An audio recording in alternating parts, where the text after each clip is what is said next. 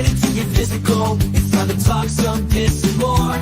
We gonna talk about it all. DVD, CD, UHD, VHS, books, Blu-ray. Who knows, maybe you'll even see a laser disc today. Let's get physical. We wanna talk some physical media. Movies and TV, music and more. Come check out what we have in store. This is the Media House Stream. It's time for some physical media on FanZcene. I know it was like really popular because it like won some Oscars and whatever, but Jimmy does that. It's got the Mighty Ducks guy. Got that guy. No! Yes, but no! He's not the Mighty Ducks guy! It's Emilio Estevez! Who's the Emilio!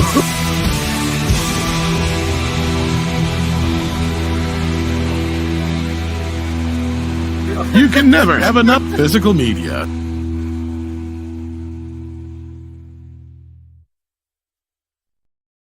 Truer words have never been spoken. You can never have enough physical media. Hello, fellow followers. Welcome back to the Physical Media Show here on FanZcene. With me tonight is Tom, and we'll wait and see if Rookie actually shows up tonight. So how you doing tonight, Tom? Doing the best I can. Hopefully you're doing well yourself. Yeah, I'm doing all right. Doing all right, but excited to be here. You went to a Horror Hound, didn't you? Yes, I did. I went to the Horror Hound over the weekend, past weekend. It was fun. It was a blast. I thought you went to a horny dog's house for the longest time. That would have been just as crazy. I would assume it was just as crazy. I don't know why anybody would whore out their dog, but yeah, you definitely got to say it carefully. Horror hound, not whorehound, because that's how we all say it, right? I mean, we're all a whorehound, really. Yeah, I mean, most dudes are, right?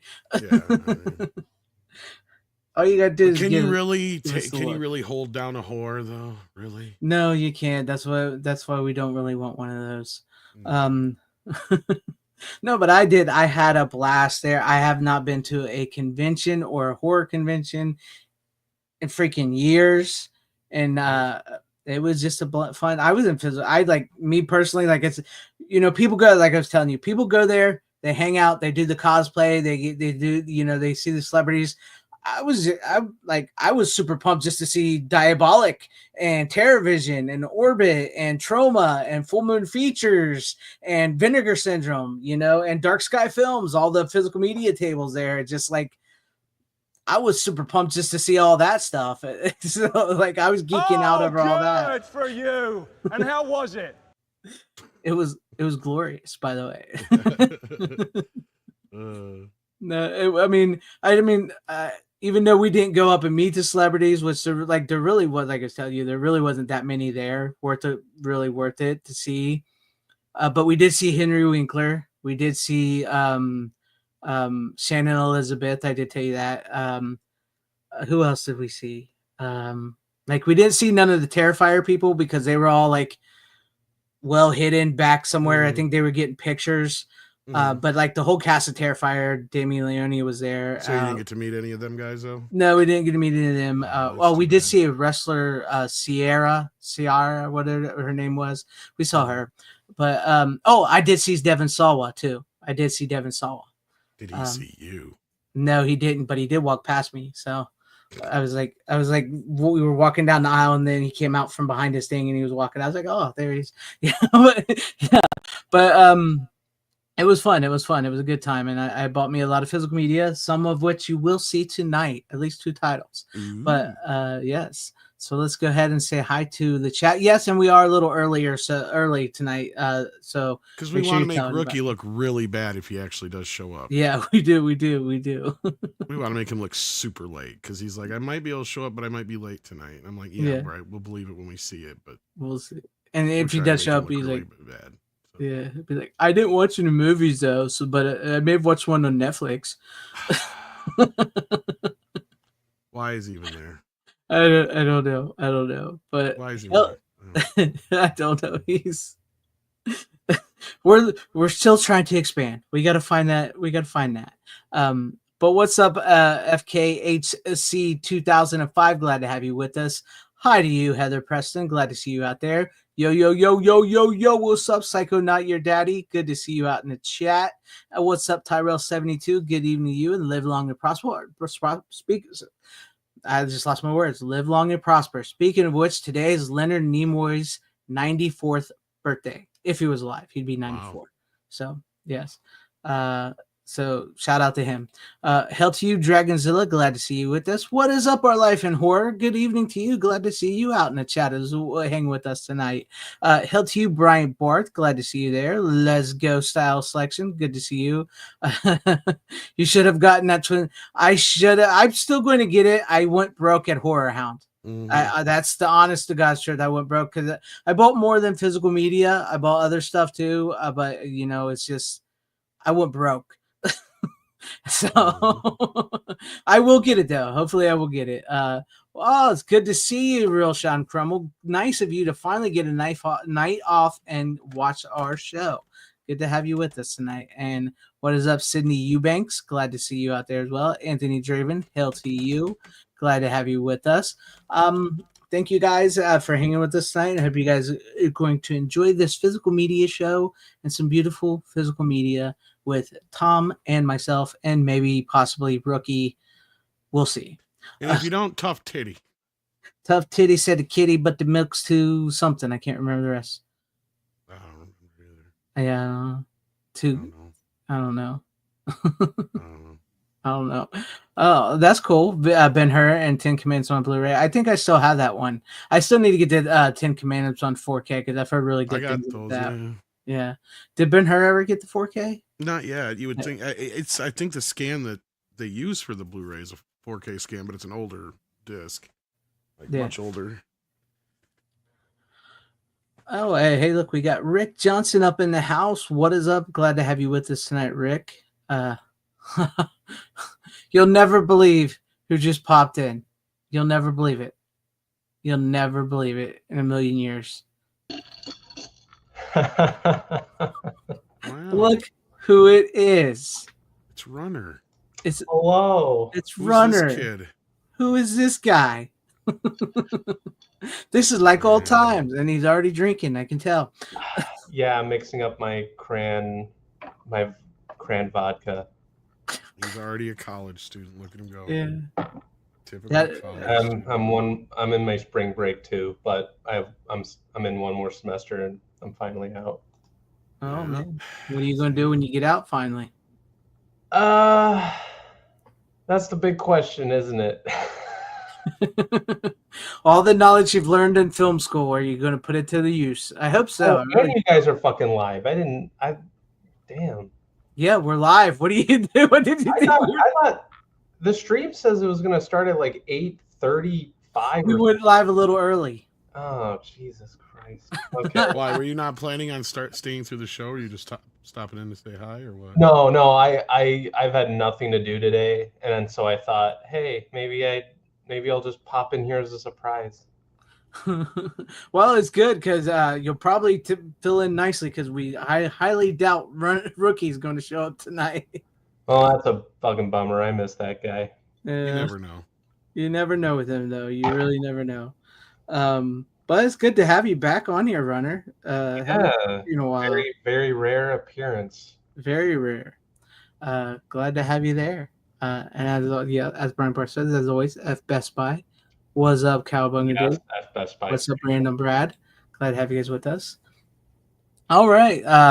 Glad to have you with us. I suppose you don't have any titles? Me? Yeah. Well, and it's okay if you don't, because you can just join in the conversations with us. Okay, so I have 3 titles with me in person, but there's a couple I don't have, but I did watch on physical media. It's just not with me. Well, that's okay. If you want to show some, the ones you got with you can show and talk about if you want to. If not, you can join our conversation with us. But what do we got in the way of announcements coming? Tombstone was the big one. Yes. Tombstone. I'm your Huckleberry. I'm your Huckleberry. Johnny Ringo. I love that. If you didn't like me, if we weren't friends, I don't think I could bear to lay. Yeah. I don't think I could bear it. I don't think I could bear it. Oh, I still love with the cup when he does the cup, Yeah. spins it around his finger. Oh yeah. Oh, that scene. Lord. Skin that smoke wagon. Otherwise, there wasn't a whole heap of a lot. Trying to think. We'd already talked Kingpin and Wayne's Yeah, World. all that We already was a know all couple that. weeks ago. Yeah, Yeah. that's old. Oh, the Bond, but that's why it's yeah. because we've known about these for a long time, but they finally did announce they are doing the Sean Connery Bond films in a 6-disc steelbook case set. So that's already up for pre-sale. What else was there? I could have sworn I saw something. I don't know if those were officials because I did see like Monkey Shines is coming to 4K, the original from Scream. I wouldn't be surprised. Yeah, Scream, there was a few of them that were rumored, but I don't know if they were official. Yeah, I don't know if that was official that I saw. But I wouldn't be surprised. Yeah. Dead Again from Kino. Mm-hmm.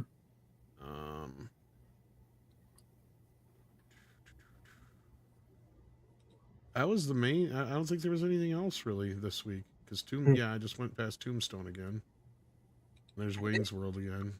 Yeah, and I know Arrow is going to do their stuff Friday, so, as usual. As usual. Yeah.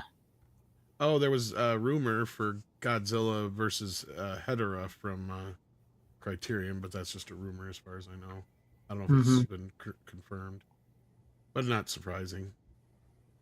But yeah, so that was pretty much it, I think, unless we forgot something. I don't know. That's something I'm looking for. I know you can pre-order. I know we've mentioned this, but you can go ahead and pre-order Starman. The steelbook is up for pre-order on Diabolic, Orbit. As is Lethal Weapon, yep. Yeah, as is Lethal Weapon. We got Sorcerer and all those last week from Criterion, so yeah. Yes. Yeah, so I think that's pretty much... Yeah, I was going through here. Did we get the, for anybody who wants to know, the Captain Planet is coming out? Oh yeah, Captain Planet. It's coming to Blu-ray, and Castle Freak is also getting a British release from 101 Films. Oh yeah, 101 Films. Oh yeah, and I did believe that's a Full Moon movie, if I remember right. Yes, is it Full Moon or Empire? I know he still owns the rights to One it. of those two, yeah. Because it's on his Full Moon channel and everything, so I know he owns the rights. So I can't remember. And the George Reeves Superman series is getting. We mentioned that. I thought we mentioned that like a week ago, though. I know, but I thought it was supposed to be Blu-ray, but they announced it's just going to be DVD. The whole series. Oh, what? Yeah. Fuckers. Yeah. Didn't you see that? No. Let me see if I can find it, and I'll. What the hell? I'm so sick of this. I've been waiting for Blu-rays of those forever. Yeah, that's what I'm saying. That's why, because I saw it, and I said, I thought this was Let's see if I can bring this up. I'll show it for you. I gotta find it. That's what I was pissed off. I already got them all. I don't care. I just now saw that Frailty, the movie Bill Paxton directed with Matthew McConaughey, which is a great movie. Oh, that's the other one. Yeah, we did. Yeah, it's coming to 4K from Lionsgate. But see if I can find this real quick for you, because I saw it and I even made a post about it, but I don't get much traction on. I didn't even see that. Yeah, because I'm pissed because I thought we were getting it in Blu-ray. Same thing with Lois and Clark. I'm like, about fucking time. Yeah. Two of probably the most requested ones besides Batman the Animated Series. If I can find this dang thing, I wonder if he deleted it. But because I seen that he had the picture of it, the whole picture of the DVD set. My goodness, where is it? How far back? What did I see that? Now I'm mad. Oh yeah, here it is. Here it is. Let me bring it up for you. Present. Share screen. Share screen. There we go. Share. Yeah. Right there. It says coming May 13th. The complete series of Adventures of Superman. So you can suck a dick, Warner Brothers. I want there you go. Blu-ray. Yeah, that's why, because I remember you talking about that was possibly coming to Blu-ray, and then Lois and Clark, and I saw that and I said, I thought this was supposed to be some 20-year-old fucking scans. Right? I'm not even being sarcastic. That's what they are. These are old ass fucking DVDs, guys. Mm-hmm. These are old as hell.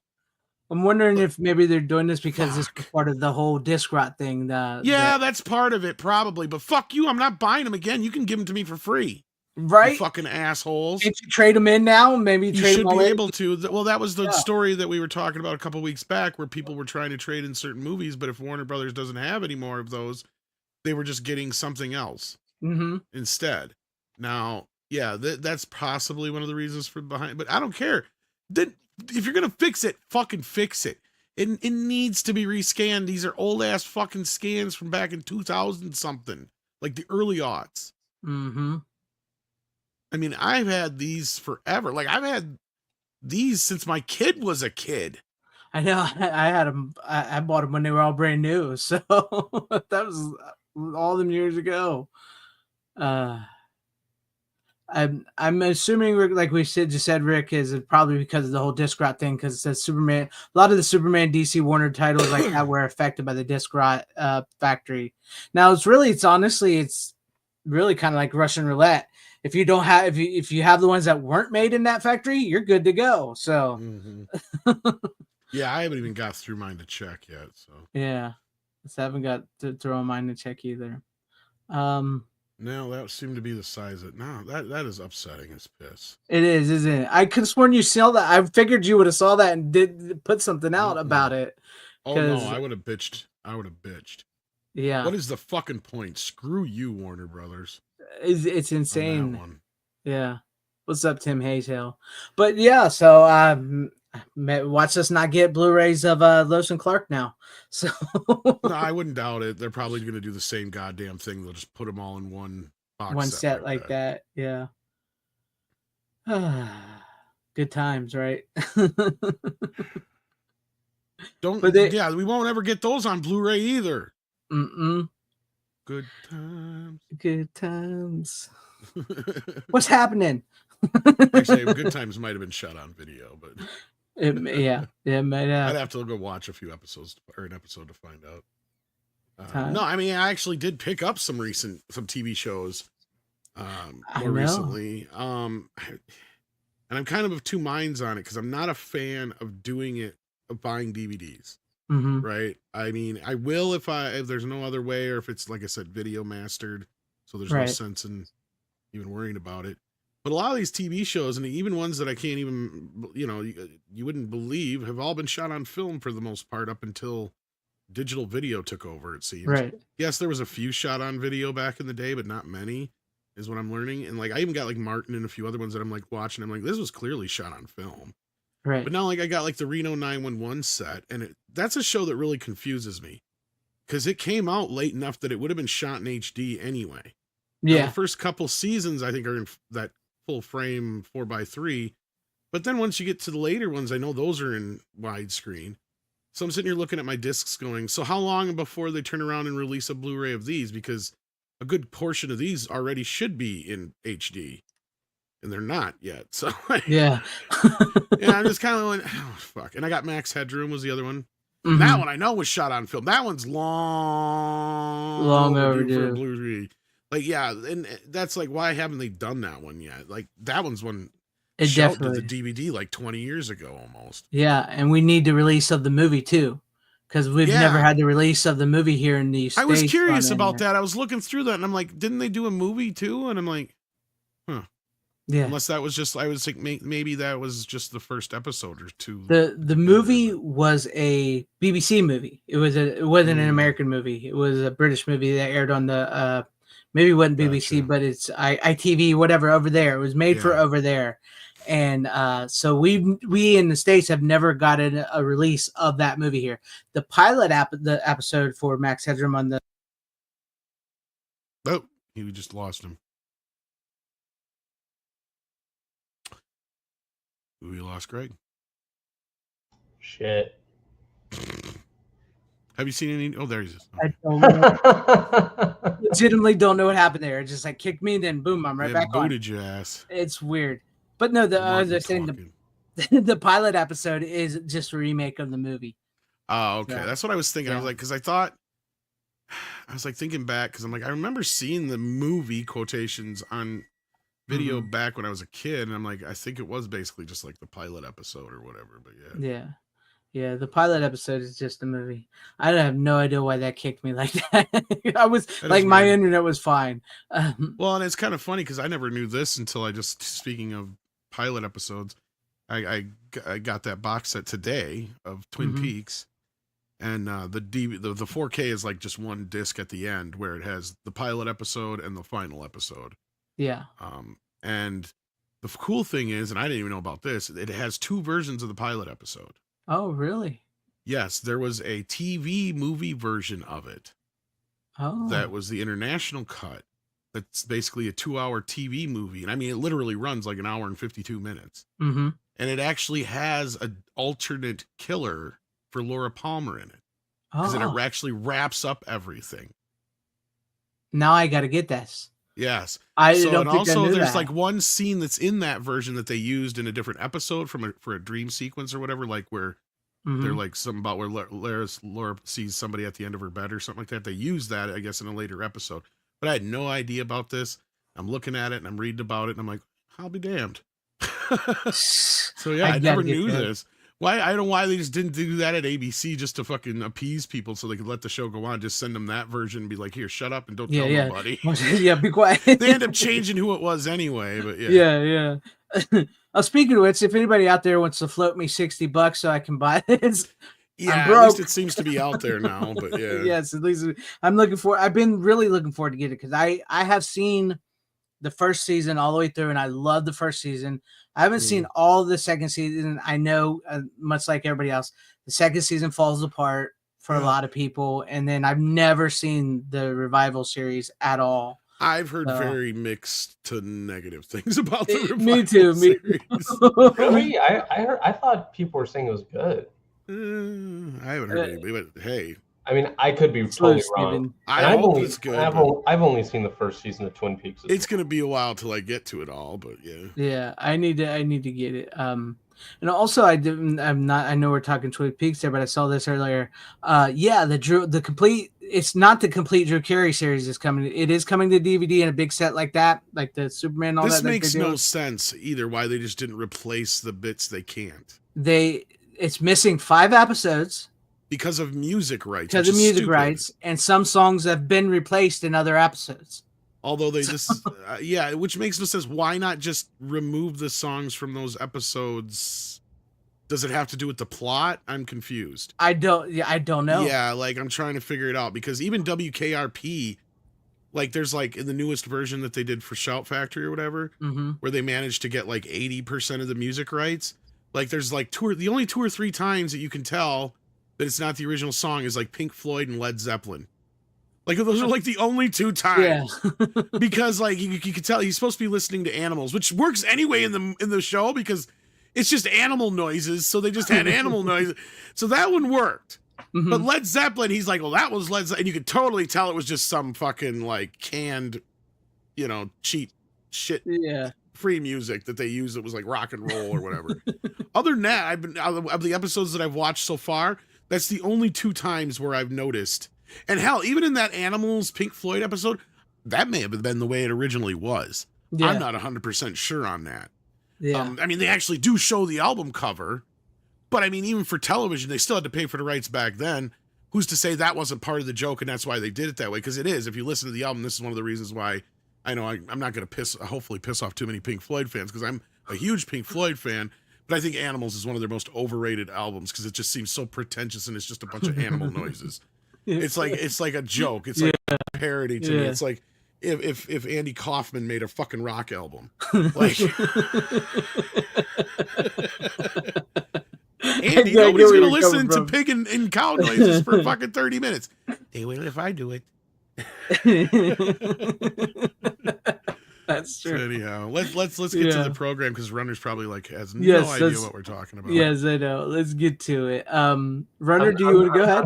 I'm just listening to you guys talk. Well, we should address the disc rot thing because because Brian, disc rot. It's been re-brought up again. I seen that damned Idealistic Fool Crusader just put up another video about it again. Yes. Now I guess there was a few Blu-rays that were found. Now you you decided not to do a video about it because they I were haven't mostly done it yet. international releases, I guess you said? Yes, from what I understand, they because like if you've noticed, that story didn't get much traction, like the Discrat story. But it's not Discrat with the Blu-rays. I don't think it's just kind of like errors when they were produced, like with the Criterion. Like they mentioned in that what is that the Rosebud, Citizen Kane.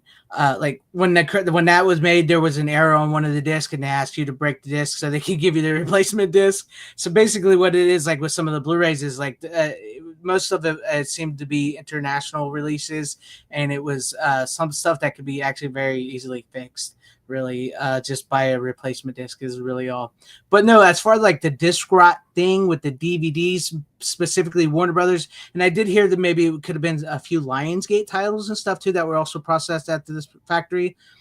So basically, what it was, from my understanding, like go watch the damn full Ideal, whatever his name is. He's got a mouthful. Watch his videos. He explains it much more thoroughly than I can. But what it is was there was this factory in Pennsylvania from 2000 and was it 2002 to 2008, I believe, or was it 2005 to 2008? Well, anywhere around that time. When they manufactured these DVDs from Warner Brothers, they used inferior glue, and so the glue basically rotted away inside that's holding the disc together, and most of them become unplayable. Now, that's not to say, cause there's a whole list of these movies you guys can go through too that you can find over there, and I have it on my video. You can watch my video. I have the list too. Yeah, watch my video. Don't give him all the views. But like you can find the list and go through them. It's kind of like Russian roulette. There is a way to tell on the back of the DVD if it does come from a Pennsylvania factory. But like some of them don't work. And then you can now Warner Brothers. I also did a video, which you can go see there. I have the email you can go to. If your disc is rotted, you can send it back in and get a replacement disc if that disc is still in print. If it's not in print, they're going to send you something different. So that's the whole thing with the disc rot in a nutshell that I can explain to you guys. So yeah. that's how it goes. I hope that answers any and all your questions. And yeah, watch my videos. I just figured that should have been addressed real quick, yeah. Yes. And yes, now yes. on with the countdown. Now on with the content. Runner, do you want to go or do you just want to sit back and relax? I'll sit back and relax for now.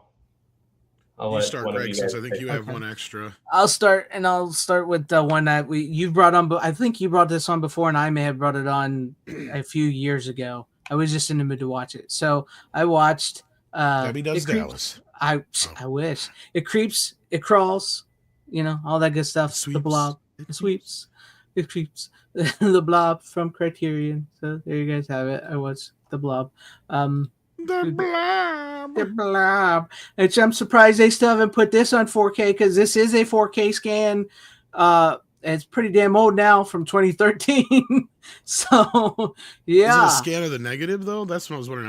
I'm not sure if they have the negative of that anymore. It just says new 4K. Oh no. It's not a negative. It's a new 4K digital restoration scan. Yeah, so that means whatever they have as far as best. That's the best you'll get of it. Yep.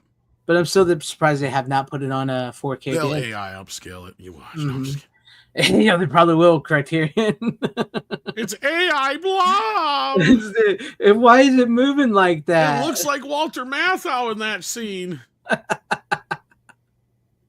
Oh, it's great. What's up, Bob? I'm gonna shuck the life out of you.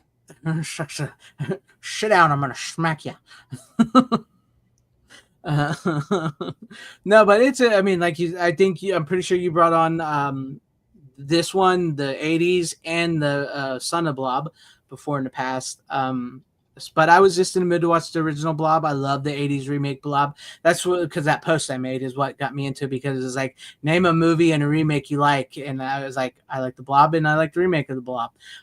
So I got into watching that with Steve McQueen, who's clearly like in his 30s, playing a teenager and trying to warn this small town of the Blob that came down from outer space. It's just one of those classic sci-fi 50s movies, which sort of has a theme with another movie I'll have tonight you know, that I'll talk about. But yeah, Runner, have you ever seen the original Blob? I think you've seen the 80s I one. was just gonna say I'm ashamed that I have not seen the original, but I've seen the '80s one, and the '80s one is great. The 80s one is great. It's What great. okay, you know what's so funny is my parents love the original Blob, and then I told them that they did a remake in the '80s, and they were like, "Why would they remake the Blob?" And I'm like, no, like it's actually good. Like it's actually a good movie. It's like movies like The Thing and The Fly, and I would even put Nosferatu up there now, where the remake is also very good. hmm It is. There's certain ways to do remakes, and Yeah. as far as like not Nosferatu, I guess you could call it a remake, but it also feels very. I know it feels very original in and of its own self. It does to a point, and I rewatched it not too long ago, and yeah, I totally get what you mean. Yeah, but no, the Blob is great. Its Criterion disc is great. It's got some good special features on it. I'm honestly surprised they have not tried to make a 4K of it yet, even though it isn't the full original negative. It looks all right. It is a little grainy. I will tell you that much. It does look a little grainy. Not that it bothers me because film should have grain, so at least it looks that way. So, I mean, even if it is a digital, from my recollection, it's a semi-decent looking. Yeah, didn't look too bad. Yeah. It's just a classic sci-fi B movie that was great. Yeah, and Steve McQueen is great in it. Like I said, it's like you don't notice it when you first see it, but when you get older, you do realize that Steve McQueen is way older than he's playing. But it's a fun movie. It's a fun movie. Yeah, so that's really all I have about that because I figured we talked about it before in the past, and I just kind of wanted to bring it on again and talk to you guys about it. Yeah, yeah, we've talked about it a couple times, I think. Yes. So I have something similar to that to bounce off of, actually. All right. Ish. Go ahead. This is one that I've been told by a few now to see because I love rubber monster movies. Oh, nice. And Shit Factory, who did the OG version, now has a Humanoids version. from the Deep. Humanoids from the Deep. That's right, starring Vic Morrow and Doug McClure, and men in rubber suits that are supposed to be mutant salmon. It's great, isn't it? It's all right. It wasn't bad. It takes a while to get going. Like that's the problem most of all with it is it seemed like they meander for God knows how long in the earlier parts of the film to finally get. I mean, yeah, some shit happens. Don't get me wrong, but like we don't see the monsters until like halfway through, like actual CC. And by the time you see them, it's a little unimpressive. I mean, they're just guys in monster suits, which, I mean, if I'd have grew up with this movie, I'd probably adore it. Right? Like, this is one of those things where, yeah, I wish I'd seen this 30, 40 years ago. But, no, it's not bad. It's on the better end of Roger Corman films. You can tell they must have actually spent a couple bucks on the outfits.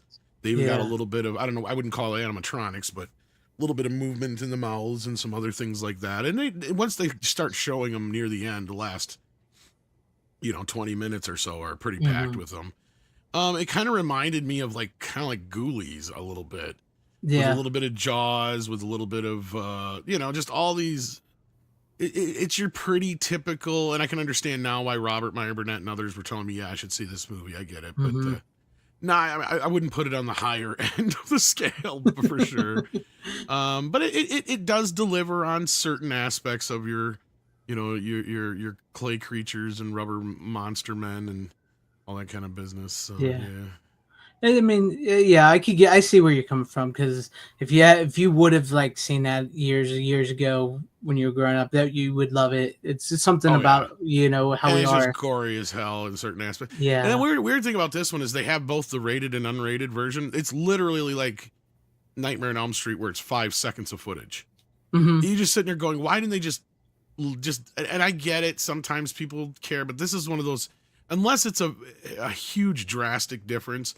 I'm one of those people that I'm just like, you know what, just do the unrated version and let that be the version that we know from now on. Exactly. Like, if that's the case, if it's literally like 1 or 2 shots, who fucking cares? Because at the end of the day, I notice now the difference between Scream and just those few shots that are missing. It's like, I kind of thought that was the definitive version of Scream now. Because that was the version that Wes Craven is considered his director's version. The version that he's doing the commentary for on the disc that you have now is for that version. Yes. From 30 years ago. Like, so, I mean, to me, like, yeah, I mean, I'm not, that's a minor complaint. Now, as far as I can tell, they carried over all the special features from the old disc.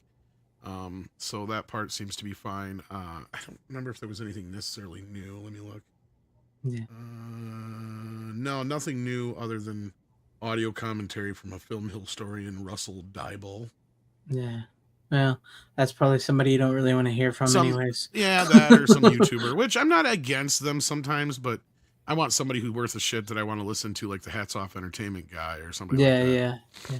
See, that's like I told you before, like that's at the point where I'm like, okay, if there's not going to be really nothing extensively new, can I just buy the 4K disc? Because I already have the Blu-ray. That's stupid. Yeah. Well, that's the thing is they always got to upgrade their Blu-ray to the 4K scan, which fine, cool, I get it. I appreciate that as whatever, but I don't need it. Like you said, especially from somebody who probably already has the original, but not like Shit Factory gives a shit about me. Exactly.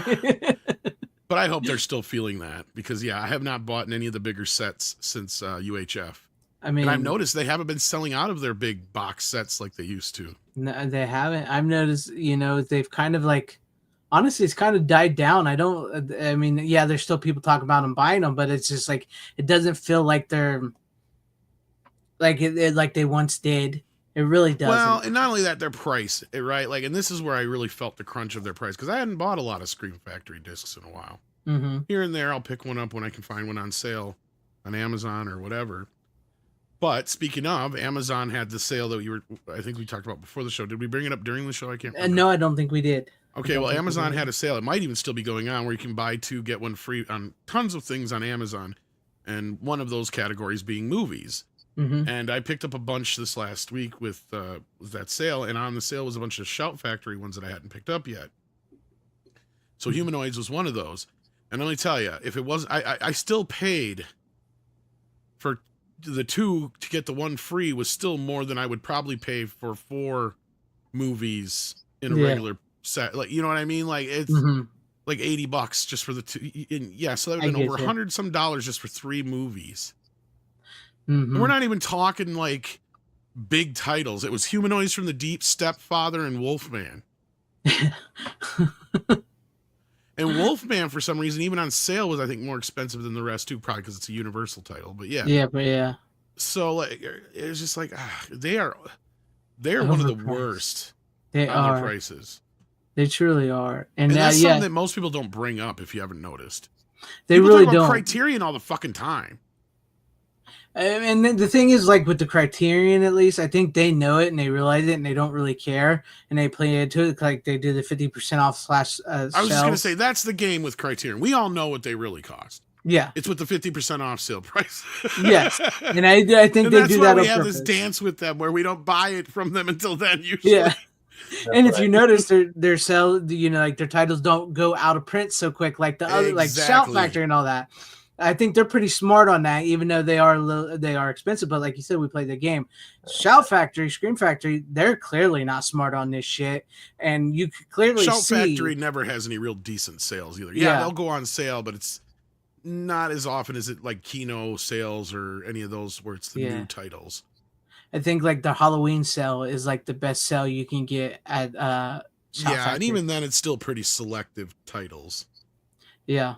Mm-hmm. But enough of that. No, the movie, actually the scan looks pretty good. I can't, because they own this movie as far as I know, right? Because they own all the Roger Corman films. They own all the Roger Corman they would have been films. the one to do the scan, and it looks pretty good. I mean, obviously don't have the negative for every bit and piece, but for the most part, it looks like most of the negative is still intact. It looks really natural.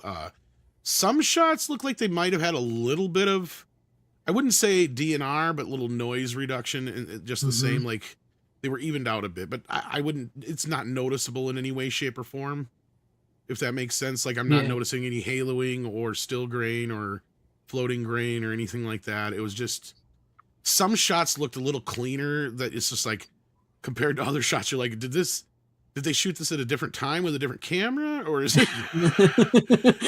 You never know with Because it looks brilliant compared to some of the other shots in the film. Because I mean, the rest of the film feels like a Roger Corman movie half the time. Yeah. Barely shot on 35 millimeter. Yeah, actually, because it was 30 millimeter. A version nobody knows exists except for Roger Corman because it's made in like Singapore. You never know. There's liable to be another version of this film. Well, no, I'm just saying, like he because for those who know Roger Corman, he's like notoriously frugal, and he would just. It was a joke. It doesn't actually exist, but I would say he would be somebody who would be.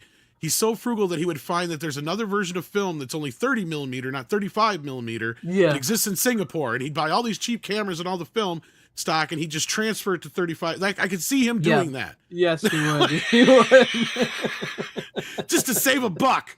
He would do that. He would do. One of my most favorite stories I ever heard. I forgot who told the story, but they were talking about how one time they were working on a movie with Roger, and they just couldn't understand how he saved so much money because he sat there on a phone call that was long distance. Now you guys got, and I know runners probably like, what the hell's long distance? Back before we had cell phones and you had landlines, if you were calling farther than like 5 miles outside your zone, you get charged for the phone call, right? Like for every minute you're on. So like the joke was they were talking about how Roger was on the phone making like 10 phone calls back and forth about saving $1 on some steak knife in some movie when he's like, he literally could have just went down to the store and bought a steak knife for half the price of what those fucking phone calls probably cost. It's true. It is true. He's just kind of one of those weird frugal people that sometimes it feels like he's going farther out of his way to save a buck than it's really worth. But anyhow, no, this movie is all right. This is one of his more competent films as far as that goes. I mean, like I said, you could tell they put a few bucks into it. They had a pretty decent story. I guess I didn't really get much into the story at all. Because, I mean, it really is just like not Jurassic Park, Jaws meets like there's kind of a little bit of Jurassic Park in it, actually. Because there's a lot of DNA talk. I'm kind of surprised how much DNA talk there is in a movie from 1980. Yeah. Because even in 1980, DNA was kind of like, that's why they have that little animated guy in Jurassic Park to explain what DNA is because we're not even really familiar with that yet. And that's why the whole OJ DNA thing was such a big deal. Yeah. Because people were kind of new to that whole concept of what this DNA thing was. You know? So, like, yeah, you have this scientist group that are, this is a movie that takes place on a little fishing town where their fish are drying up. And this other guy, played by Victor Morrow, is wanting to open up a canning factory to help save the town. And there's like this back and forth going on in the town between the people who want it and the people who don't want it. And because some people think it's going to destroy the water, and other people are like, what difference does it make? We don't have any fucking fish left anyway. You know, and at the same time, these scientists are trying to find a way to make the fish grow bigger, faster, stronger, blah, blah, blah, blah, blah. You know, all the things scientists love to do that make monsters. so we got monster salmon with DNA combined with humans, and yeah, it is a wacky kind of movie. I can't recommend it on the higher end of the so bad it's good funny kind of level because it's too competent for that. But it's also not good enough to be like, oh, this is like Ghoulies Gremlins level. Right. It's definitely in that mid section somewheres. But there's a lot of boobs and bush. Of course, it's Corman. And I guess the only shot that was cut out was some dude's head getting pulled off, and I didn't even notice it in the movie. I'm watching for it, and I didn't see it. But I guess it happens near the end. It's literally 5 seconds. Yeah. So. From what I know is a lot of people that worked with Roger Corman are not too happy that Shout Factory has his titles. So that especially his kids, because they don't know what to do with them now either. They don't know what to do with them. They don't know how to market them. They don't put them out enough. Where the fuck is Death Race 2000? Right, it's like one of his most popular ones. That one I've actually seen. Yeah, look, Runner's seen it. Frankenstein. Jason Statham one is it's barely a remake. Barely. That's more like we're gonna steal the title and some of the idea. Yeah. But no, yeah, they do. I know Wynorski is very pissed off at them, especially because they have his movies and they won't put because he worked with Corman and they won't put them out on Blu-ray. And some of his movies people have been wanting for years on a Blu-ray, and they just The other reason is I don't think they have the fucking money. yeah. You want to know the truth? I don't think they have the money because these scans are not fucking cheap. No. And I'm sorry to say this, guys, as much as I love Roger Corman, you have to amortize this in a way that makes it worth it. Because there's no way everybody's going to buy Humanoids from the Deep. That is the thing. They'll sell 500,000 copies, or not even that, 250,000 copies, maybe if you're lucky, of Death Race 2000. That's going to be the most popular one, and the other most popular one would be Piranha, which they already released. So beyond those, what do you got? Humanoids from the fucking Deep. Yeah. That's the thing. So they need to do a Roger Corman box set is what they need to that's what they need to do. Yes. Because do a big old $100 fucking Roger Corman box set, 5 to 10 of the titles actually in 4K, the rest of them Blu-ray, fine. Yeah. That's all you need. And then all the big fans will buy it. That should hopefully amortize the cost of doing those 4 or 5 titles in 4K. Rescan all the other ones, at least in newer scans or whatever. But anyway, you know exactly where I'm coming from. Yeah, I know. Yes, because yes, it is. They are hard sell for amongst the people. That's why they probably needed somebody else that knew how to do them. You know, another company, because they are a hard sell. Because if you're not like a fan of Roger Corman, and it's going to be hard to get these people to buy some of these. So it is what it is. But you're right. It definitely needs a box set. That's what you need to do. You need to do like a Roger Corman box set. You need to do like a Jim Wynorski box set. You need to from the Roger Corman titles and whatever. Rock and Roll High School is like one of their other big ones, which they've already done in 4K. So that's the other thing is you already have a good handful of these already in 4K, so you can resell them in your box set. I don't know if I've seen the Black Scorpion show. No, I haven't. Well, and that's the other problem too is some of Corman's more well-known titles are in the public domain, like Little Shop of Horrors and Bucket of Blood and stuff like that. So like those they can just do for free. Yeah, but you got to get your hands on a good version, and they should have those negatives if they exist. Yeah, you would think. You would think, and then you got all of his like movies he produced in the '90s for the video straight to video. Those are the ones that they're sitting that I can't believe. Those are the ones that would sell. That's where you come up with a new little line of Roger Corman presents titles like they had before, but new idea with that, and it's because they were second only to like Full Moon Entertainment in the 90s when it came to straight to video shit. Right? Like they've already done Munchies, but we need Munchies, we need Munchie Returns and Munchie. All 3 of those yet. What other ones did they have in there? Carnosaur. Why the fuck aren't the Carnosaur movies out yet? Do they own the new Concord movies or do they not own those? I don't know. That's my question. I guess. The Carnosaur, I think that's Fred Olin Ray, and he owns all of his own. And I think he put that out on the problem with a lot of those is in that latter era is I don't know if he owns all those. Yeah. Or he owned all those. The New Horizons and the other ones like New Concord, New Horizons. New Horizons. Yeah. So like those were like his straight to video market movies and stuff. But Shout does have Munchie and Munchie. Yes, they do have Munchies and Munchie, and they do have Munchie 2 too.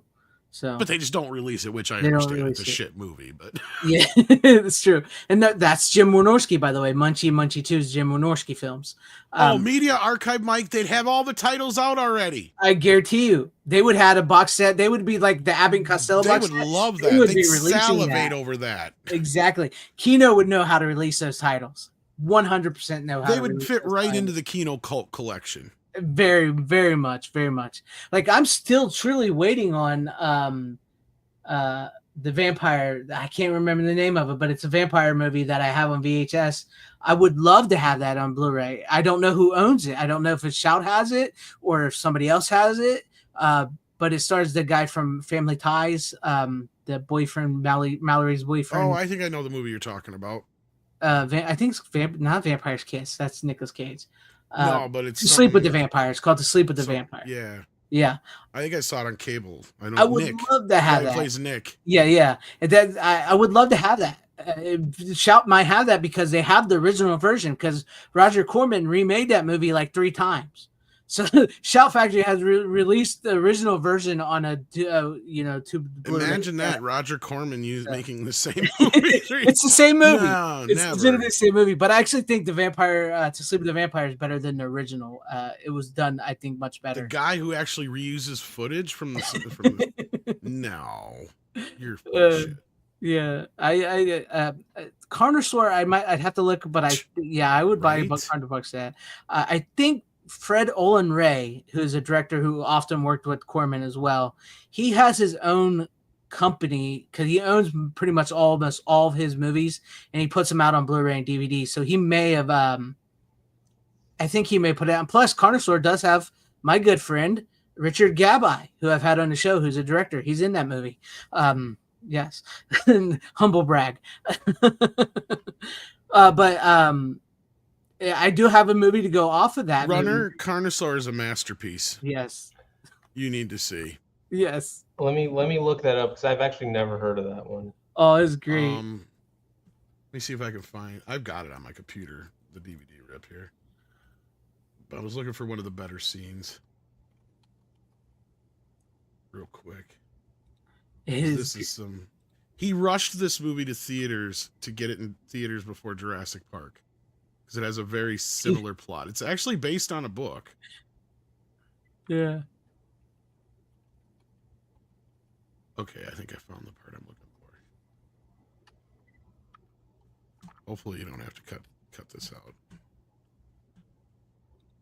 Is it okay? Let me pull it up here.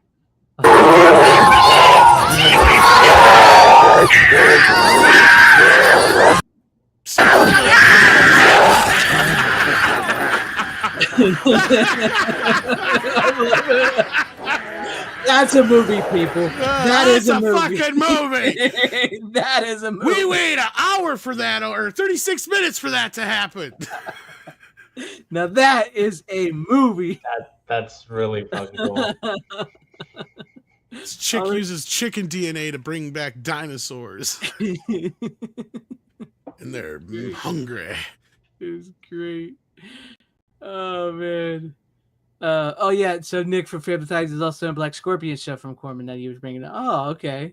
But anyway, you were saying you have one that segues off of there. Yeah, I do have one that sort of segues off if the runner doesn't want to go, if he's just having fun. I mean, like, okay, none of my picks, and I have like 3 picks, pretty much. But that I have in person. It's up to you, man. But I do have a great one to go off of Tom's here. But it's you might as well do that because none of them will segue at all to what you guys are talking about. Okay, so that's fine. I love it. Okay, so I got this from Horror Hound, and it's Bad Channels. Speaking of rubber monsters and stuff from Full Moon Entertainment, Bad Channels here. Great fun movie. I love this movie. This movie is so fun. So yeah, I got this. I picked it up at the Full Moon table at Horror Hound. Pretty good deal too, because according to Tom, I think you said it's like $26. I paid $15 for it, so it was great. This movie, however, Bad Channels, is very much in the vein of like we've talked about there, corny B movies and cheesy and stuff like that.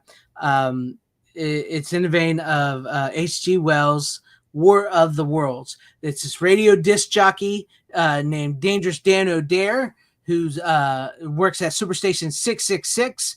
And he's broadcasting his rock and roll all night long. And Martha Quinn from MTV, if you guys remember, now that's showing some age, who was one of the original MTV video jockeys, is in this movie. She doesn't play Martha Quinn, that's her name, but she plays this cable news woman who's going to do a story on this disc jockey and his stunts that he pulls and everything. And a UFO shows up, and this guy is like alien with this big old giant head, and a robot busts into the radio station, take it over, and starts collecting women. Just for whatever reason, starts collecting women and shrinking them down and everything. And it's this really great, fun, cheesy B movie. You know, and it's like if you're really into like those old sci-fi 50s B movies, this is right along with that. And then also it plays very much into the 90s MTV era because each girl that is taken, BOC is in it. yes, BOC is in it very, very much because it's got a great soundtrack. Because Blue Oyster Cult, BOC, does the music for the movie. They do the sound, they do the score, and they have like 3 original songs in this, and there's 3 other bands that they were used in this movie because like before each girl was taken and shrunk, it's like an MTV music video. That's And legitimately this what they're ties doing. in with Doll Man too, I guess. Yeah, it does. It does. Like I think the Yeah. credits overlap with Doll Man in this or Yep. something like that. Yep. Yeah, Yeah. that's how it is. But like, Because he was like Charlie was doing like this whole little universe thing way before the Marvel universe was with yeah, his puppets and the toys and Doll Man. Yeah, it was all kind and it's still going on to this day. of. Yeah, not only did you get that cheap, like almost Mhm. half price, you got that almost 2 months early. Yes. And Actually, we got- over 2 months early. It doesn't come out till June 10th. Yeah. It was sitting there. It was on the table, That's and one I of was the ones I talking to want. him. Yeah, that's one of the ones I want. Yeah. It's great. It's fun. It looks pretty good. There's a few scenes that get a little grainy and dark, but I mean, like I said, it's full moon. I was curious how So, some of the effects would transfer over because I couldn't remember if how it much looks of them were pretty good. CGI or No, it's all puppetry. is it okay? Yeah, I couldn't remember because I know this is also during that same time they were doing that other one that Robert Meyer Burnett worked on too. I was thinking of Mhm. the video one that is lost half in 480p, but yeah, Yeah. No, but it because they looks did the pretty effects in 480p or whatever. it looks pretty good. It does get a little grainy and dark in certain scenes, but it does look pretty good for it's one of the better full moon scans, I would say. I'm sure you'll once you get it, It's a you'll be newer scan, I think, and I know I- that Charlie has been doing them, I think, in 4K for the most part now. So yeah, it's here and there. Yeah, I was talking to the people at the table there, and it was fun. It was a good time talking to the full moon people. But yeah, it's great. did you ask him if we can expect any more 4Ks in the near future? It didn't seem like it at the moment. It didn't seem like it, but they did I didn't have think like Puppet Master sold that well, probably. yeah, Yeah. they had the transfers and Puppet Master right there on the table, but it didn't seem like they were. Yeah, I think they're going to just basically stick to these Blu-rays for the most part. But yeah, no, it was fun. And it's a great movie. And like I said, before each girl is taken, it's like a mini MTV music video. Before, because like the real bands they use, like when the one girl's taken, it's like a hair metal band. Music plays, and then it's like this movie was sort of ahead of its time with the music people, and it's like you see it now. It's very 90s, and then like when the second girl is taken, it's kind of like what's that band? Faith No More. It's kind of like Faith No More. Is it Faith No More? Is that who I'm thinking of? Who sings "You Want It All"? Yeah, but that's them. yeah, yeah. It's kind of that. But second band is kind of like them because it's like a slow song, and then it gets speeds up, and then like the third chick when she's taken from the hospital, it's kind of like War meets Insane Clown Posse meets like I can't even think about it. It's like because they're like dressed like clowns and it's crazy. It's like, but the music videos are really cool because they play into the whole MTV thing. And then of course, like the aliens are germs, so like they fight them off with Lysol cans of Lysol. Yeah, I haven't seen this since like forever. So yeah, It was just a fun. It reminded me so much of like an old Saturday matinee B movie yeah. mixed with the MTV, and it made me want to watch like old MTV VJ, so blocks. It was fun. It was a good movie. I recommend it. But yeah, like we were talking about Corman and Monsters and Full Moon, and so that fits right into it because I believe that I don't think that went to theaters. I'm not sure. But it was part of the Paramount deal that Charlie had at the time where he was just cranking out movies. Oh no, and I he don't had think that any of Paramount these. money. I don't think any of those movies ever went to theaters. Yeah, I don't think it did. I mean, I think they did It screenings for like people, and they would do like if you lived in California, I think you could see like a screening of them once in a while. But yeah. Yep. Yeah, but it was. you'd have to ask your folks; they'd probably know more than I would. I'd probably ask them. Or Robert would be a good person to ask. Yeah. But no, I saw that at the table. I also bought Charlie Band's book, which I didn't bring. I should have brought Nice. it. But I did buy his book there at the table as well, and a hat. I bought a full moon hat. So, You go, uh, boy. yeah, it was. I mean, I was just having fun. Like I said, I bought way too much. I bought way too much. Some of them were really good deals. Happened to me at Horror. That's right. You did go, didn't you? A few years ago. I've been to 2 of them. Yeah. One was in Ohio, and then one was in Indianapolis. Mm-hmm. Which one did you go to? I went last weekend. No, but where? Cincinnati. It was in Cincinnati. Oh, son of a bitch. Only if you fucking were there when I was there.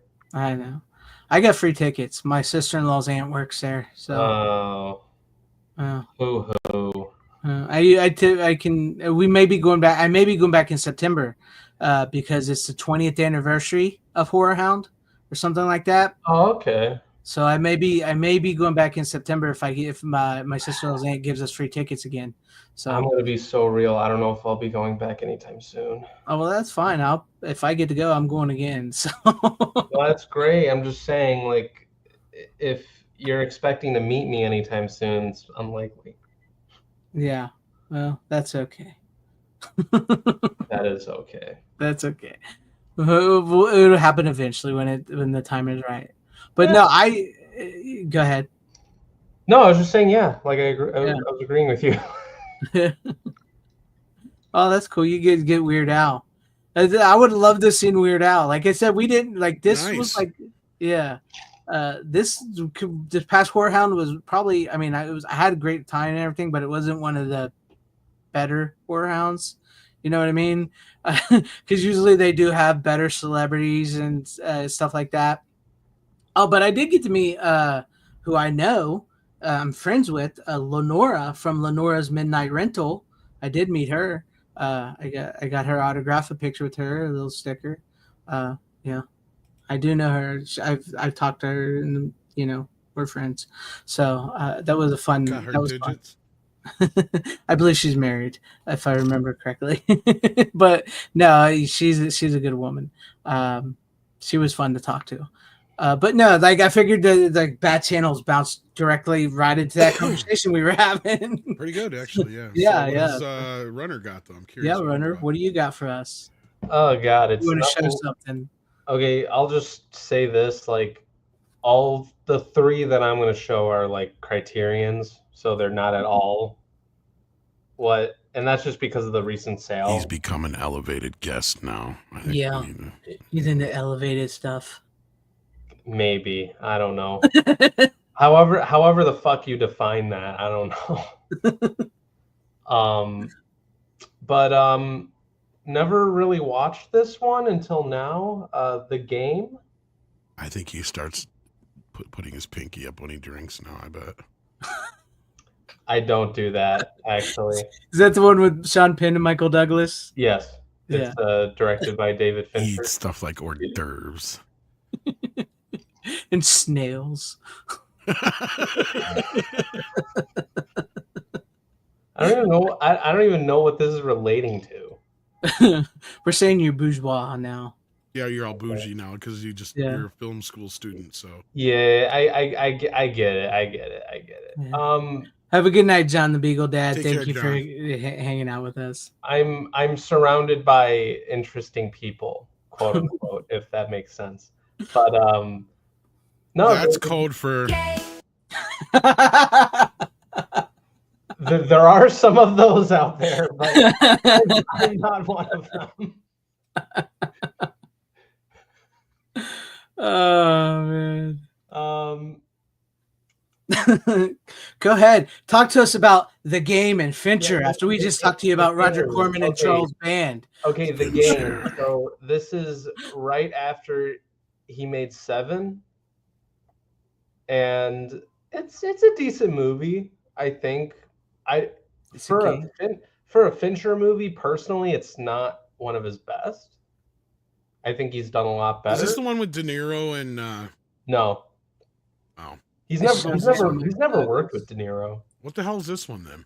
This is with Michael Douglas and Sean Penn. They're brothers, and oh yeah. Okay, I was getting Michael mixed up with Douglas, the fan. I was thinking the like fan. He's like this wealthy, like banker guy who gets tied into this like weird like mystery game thing where I was hoping you'd say sex cult. Never mind. no, it's not that. But no, it's a decent movie.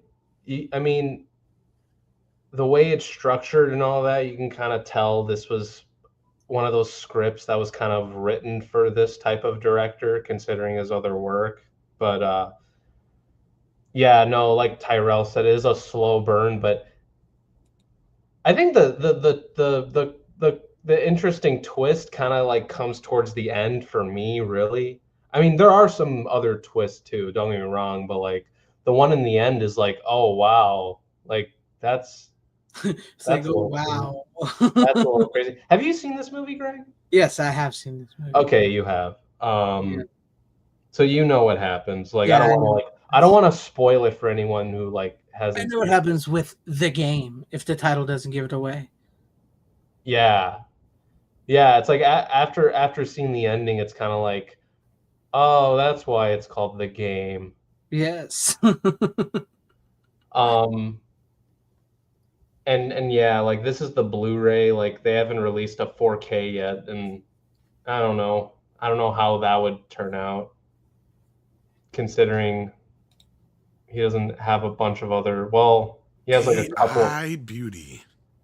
He has a couple of 4Ks out, but yeah, like this is a Blu-ray, and it doesn't. Evidently, Runner missed the news about him using AI on. Oh no, I know. Mhm. I saw the 4K remaster in IMAX. Of what? 7. Oh yeah. He uses AI now. I saw it in the theater. Yeah, and then I heard him talk about it too. I have when that all dropped, I did follow it. But like compared to like how AI is being used in other films and stuff, like such as James Cameron. Sounds like he should have used it on that one about the panic room. Didn't he like tweak up a little bit of things with the? He did a little bit on that, but like, yeah, that one still looks like ass, according to everyone, because he shot it on old ass digital cameras. Yeah. He shot Panic Room in digital cameras? I thought he was still using film. No, I'm pretty sure. No, it was digital, because everybody was complaining about the 4K. Okay. I did hear some complaints about the 4K, and that's why I didn't get it. But because I think it was one of the first ones after not Phantom Menace, but Attack of the Clones that was shot on digital, if I'm not mistaken. I thought it was either that or, well, I thought he still shot in film when he did that, but I guess Fight Club might have been the last one he shot on film. If that's true. Because I thought Zodiac was the first one he shot on digital. I don't know. I couldn't help you with that, but it's just. But I know what's weird is fucking. I know we're talking about different movies, but like I remember finding out that apparently Fincher used the same camera that Michael Mann used for Collateral, and I'm like, he did use some film, but yeah, it had a 2K master. Okay. And the digital intermediate is now listed as 4K, but that's his upconverted version or whatever. This is for Panic Room? Yeah. Okay. He shot it with an RE Flex 35. Because I saw Panaflex Millennium and a Panavision Primo lenses. And yeah. You have a good night, Rick Johnson. Thank you for hanging with us, and good luck getting up at 4 a.m. Yeah. And what's weird is anyway. like I don't have the 4K of Zodiac because I already have the Blu-ray, but I saw like pictures of like what the scan looks like, and I'm like, yeah, I don't think I'm gonna get Okay, that. so then what he did then is he probably shot it on film, he did it in a 2K master, and he's refusing to rescan the film is probably what it is. Maybe. Yeah. Or he doesn't want to redo the workflow, basically. Just like with Kill Bill. That's what they didn't do. Yeah. I did hear about that too, and I unfortunately have. And Inglourious Bastards, for that matter. Yes. What was that? Yeah, what was that, was that? my, that was my timer. Sorry. Oh, I thought it was Knight Rider's fucking cell phone. No, that's my timer. Michael. You have a phone call.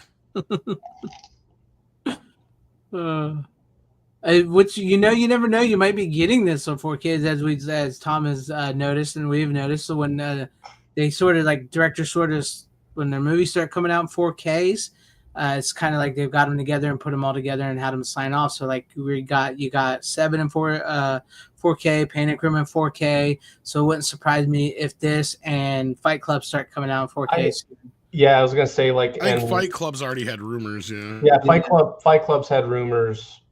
You know, because it's like Disney and all that owns it now. Wouldn't this be the anniversary of Fight Club 2 this year? Because I think that came out in '99, didn't it? It did. It did come out in '99. Oh, there you go. And I think Sony released Social Network finally on its own, but on Steelbook. So that would be the. Right. Wait. Am my math right? Or am I wrong? Which one? So '99 was how many years ago now? A long time. Never mind. That would it'd be 20. That'd be no. It's an off year. Never mind. You're right. Yeah, I was thinking 2024 still for some reason. It's 2025, kids. Yeah, sometimes I keep forgetting it's 26 years 2025 too. It's weird. Yeah, that would have been 26 years ago. Yeah. The AI, it's new, it's cheap, it's something for them to play with. Yeah. I want to say it's easy, but it's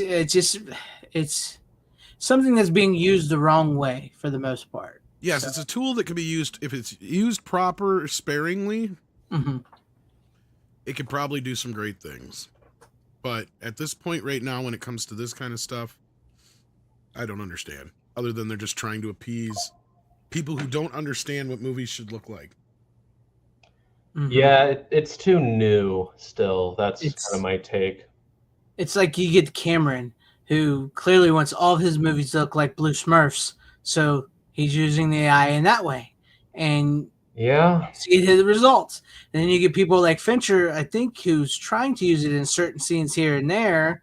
I mean, but it's just like Fincher, like some of his stuff makes a little bit more sense than some. I was going to say, I'm not a fan of his using it to sharpen the image and stuff, though. But like, I guess to finish that one shot, whatever. It's not like he added a fucking stormtrooper Greedo. Yeah. Yeah, because I saw the IMAX re-release, and it was literally just to finish off a shot so we could finish the camera movement.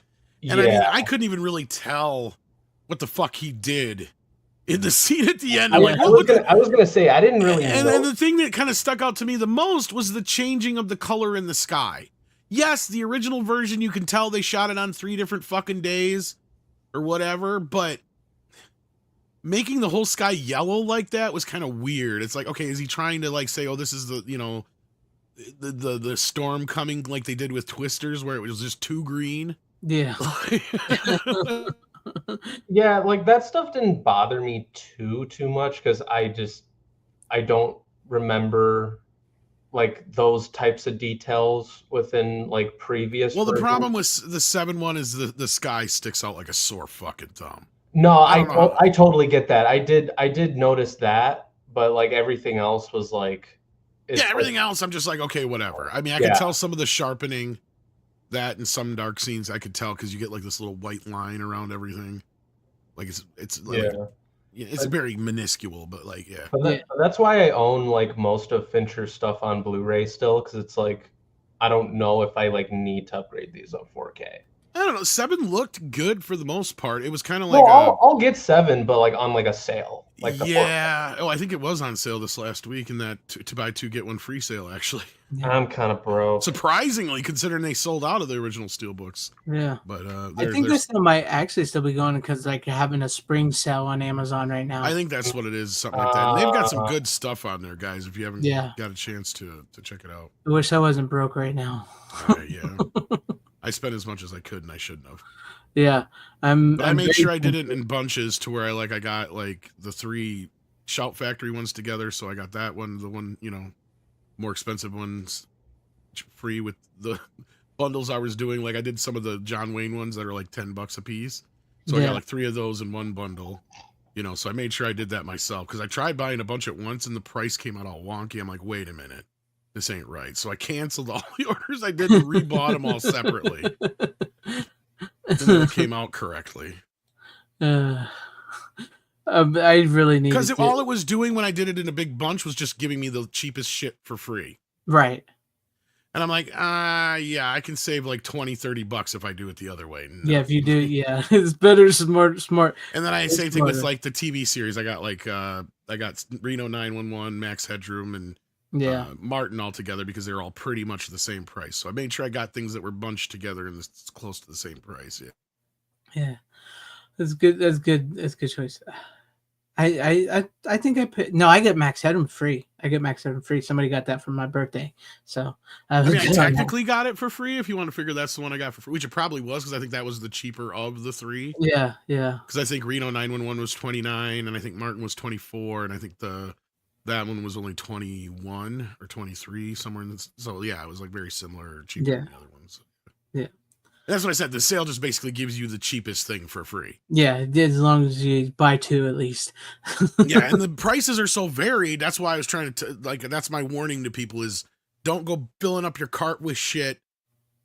And then because what I ended up doing is I did that, and like I said, I'm like, wait a minute, I should be saving a hell of a lot more than this. Yeah. So I'm like sitting here going, I should be saving a third of that, basically a third of whatever the original full price is.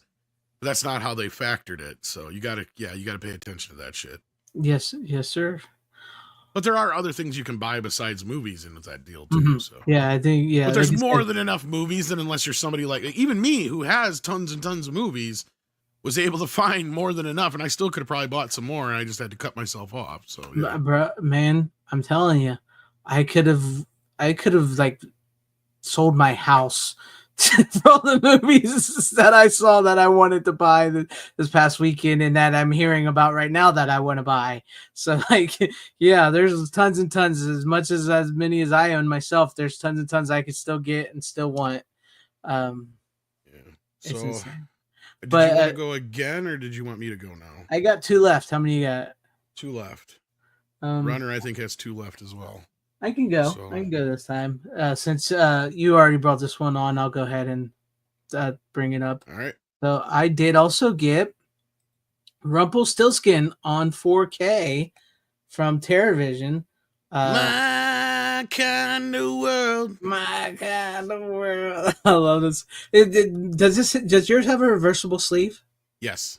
Mine doesn't. I think it does. I have to keep it on that. Or maybe it doesn't. But either way, I mean, you got the original artwork here on the. Yeah. So I'm trying to remember now. I have the big chunky box. Yeah, you have the big chunky box, which I also could have gotten, but the deal that I got with this, I was like, shit, I'm just going to take that. It was a much better deal. Yeah. Yeah. I mean, you get the CD and everything in your set and the poster. You don't get the CD soundtrack? No, I don't get the CD, but I do have the Blu-ray. Okay, so you don't have the disc, and it doesn't have. Okay, so then it doesn't have the booklet, the poster. No, so that's all you're missing. Otherwise, then okay. See what I have. I just have no poster, no booklet. I have the Blu-ray and the 4K, and but I mean, it was a good deal. I saw it because like they had at the TerraVision table, which is where it came from. They had Blu-rays $25 or 2 for $40. And since this was a 4K, so like if you got a Blu-ray and a 4K, it was only $5 more. So it was like $45. So I got a couple while I was there. But after watching Leprechaun this past, a week ago, I was like, I gotta get Rumpelstiltskin while I was there because I haven't seen it in years, and I've been wanting to watch it for so long, and it was such a good deal. So I picked it up. I got it. This movie is freaking fun. This is such a fun ass Isn't it a blast? Yeah. It is so fun. And you're right, man. Because I was watching some special features. Dino De Laurentiis, whatever. He's like, just gave him the money he wanted. Just like De Laurentiis, yeah. Yeah, De Laurentiis. He's like, here Here's I pay for everything. He says, I'll pay for everything. You made the little leprechaun man. Here you go. Here's $3 million. Here's I pay for everything. You do it. And this it's such a great movie. And like what Rumpelstiltskin and the one guy that does the show, Max, I think his name was.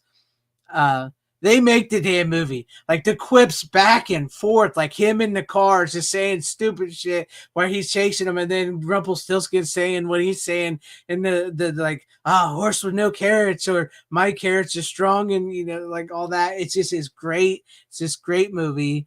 It's a fun movie. You're very 90s. So like the story is simple. It's like Rumpelstiltskin. The story is true. Starts off in the past. And he gets turned to stone, and then we move to the present day in the 90s, and he's awoken by a woman whose husband was a police officer who was killed, and she has a baby, and she wishes to see for her husband to see their child and have another day with him. And so that happens, and then Rumpelstiltskin shows up, and he said, I gave you what you wanted, now give me the baby. And the whole movie is a chase. It's Terminator. Legitimately, this movie's Terminator. And when you watch the special features, the director says, yeah, he was he's clearly a huge fan of Terminator, and he says in the interview, he's like, I don't see it as ripping Terminator off. I see it as giving it tribute, paying it tribute. So yeah, so basically, like Rumpelstiltskin's chasing this woman and her baby and this talk show host through the whole movie to try to get the baby, and it's a blast of a movie. It really is fun. And you're right, the music in it, like my kind of world, when he gets on the motorcycle. You could tell it was totally supposed to be sympathy you could tell for it the was devil, like sympathy. and they were not going to spend the money they wanted for Yeah, it. because it sounds like it does, like the way it starts, and Yep. then when he gets on the motorcycle and he's driving, it does sound. And it works like with even though the song's about the devil. I mean, it still works with Rumpelstiltskin and the can you guess my name and all that kind of stuff. But, well, and they do call him the devil, because that one guy's like, we're being chased by the little devil back there. So no, it's very 90s. It's very fun. The guy playing Rumpelstiltskin is great. He's not actually like a little person though. You can tell because he's squat. No, he was actually in Star Trek. He was one of the figure Ferengis. Ferengis, yeah. Yeah. Yeah, but he's great. I mean, he is a short guy, but he's not a little person. So he makes himself look hunches smaller. over as well. So he hunches over and he squats and stuff. But this looks good too. This 4K looks really, really good. They did a great job on this. So speaking of which, Fincher movies, I got a Rumpelstiltskin on 4K. So, talk about your Fincher's elevated shit. Yeah, fuck your elevated shit. I got Rumpelstiltskin, man. This was a staple back in the 90s of the video store. I remember being Fincher. Did Fincher ever make Rumpelstiltskin? No. Not that Fincher is bad, guys. I know there's Fincher fans. No, we're just picking. Yeah, it's a lot of fun. I remember being scared to death of this cover in the movie theater, the video store as a kid. I remember being scared to death of that. I remember when it premiered on Cinemax. Yes, I'm pretty sure that's where we saw most of these movies. Speaking of which, handful of them, yes. Yeah. Speaking of which, that was not her standing up naked in the movie. No. Yeah, you could tell right away it was a body double right away. I think she talks about that in the. Yeah, I believe she does. I mean, they could have got a woman with a little bit of a better rump for her. I think that's what she said. She goes, I saw that, and she's like, my ass is better looking than that. That's what I was saying. Something like that. Yeah. Because when you watch it, she's like, now I wish I would have done it.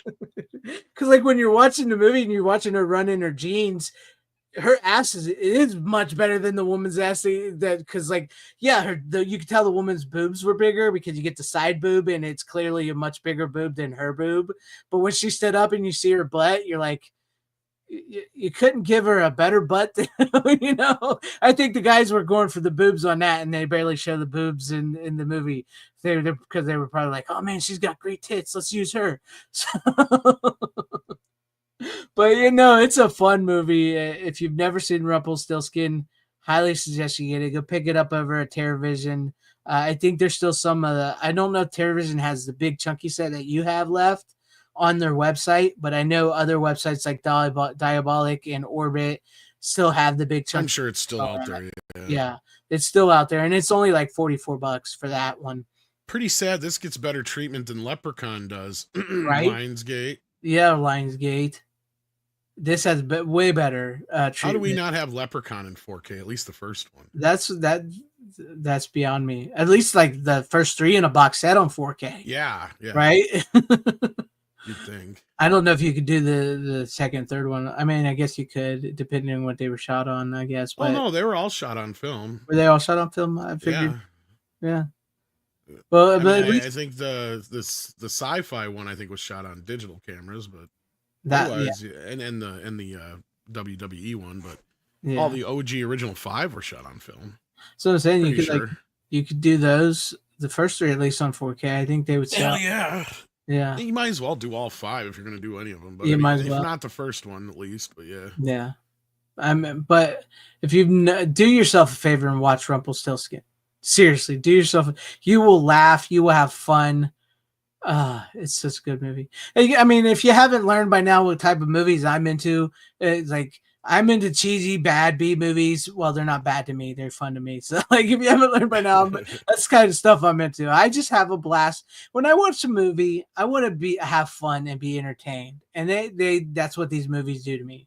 They bring me fun, entertainment, and I smile. So. So, because I did get a comment on the Bad Channels videos, like this movie isn't even a B movie; it's a C movie for crap. I'm like, man, teach their own. I had a blast with it. That's just like,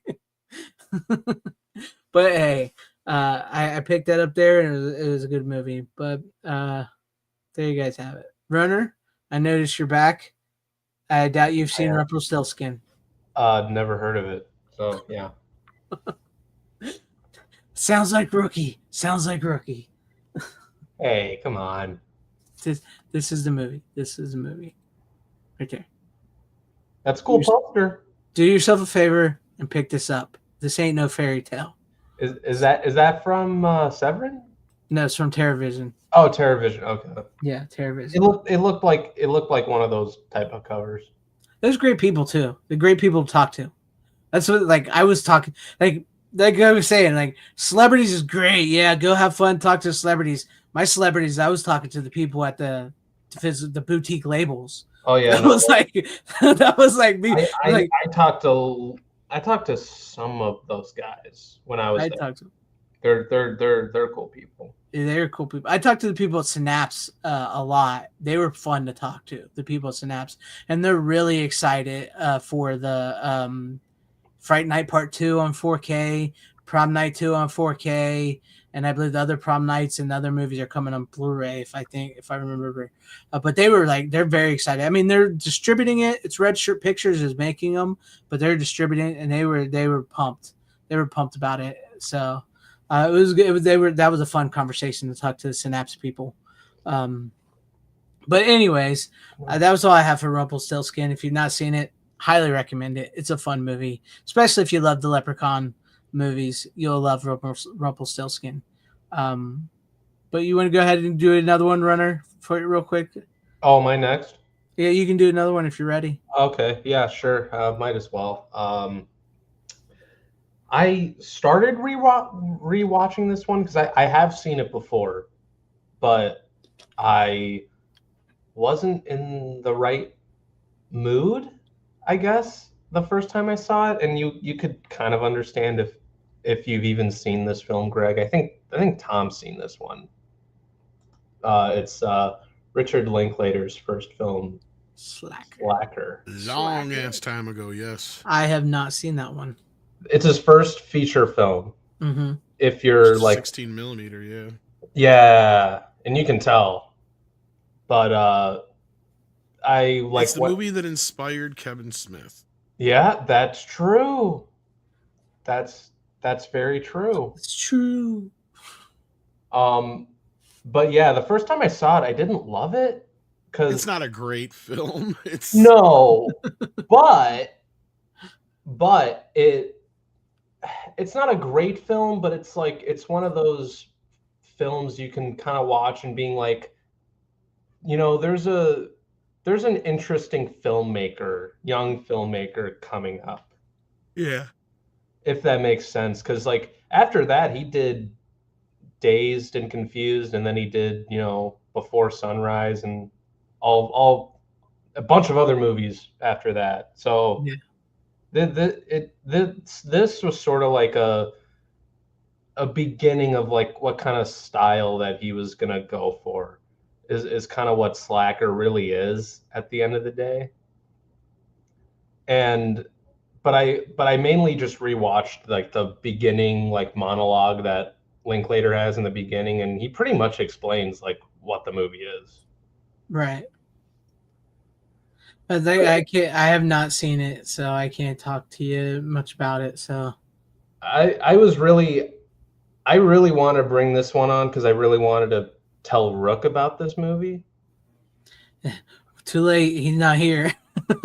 Unfortunately, he should be knowing all this because I'm at the point in my life where I could school him more on film.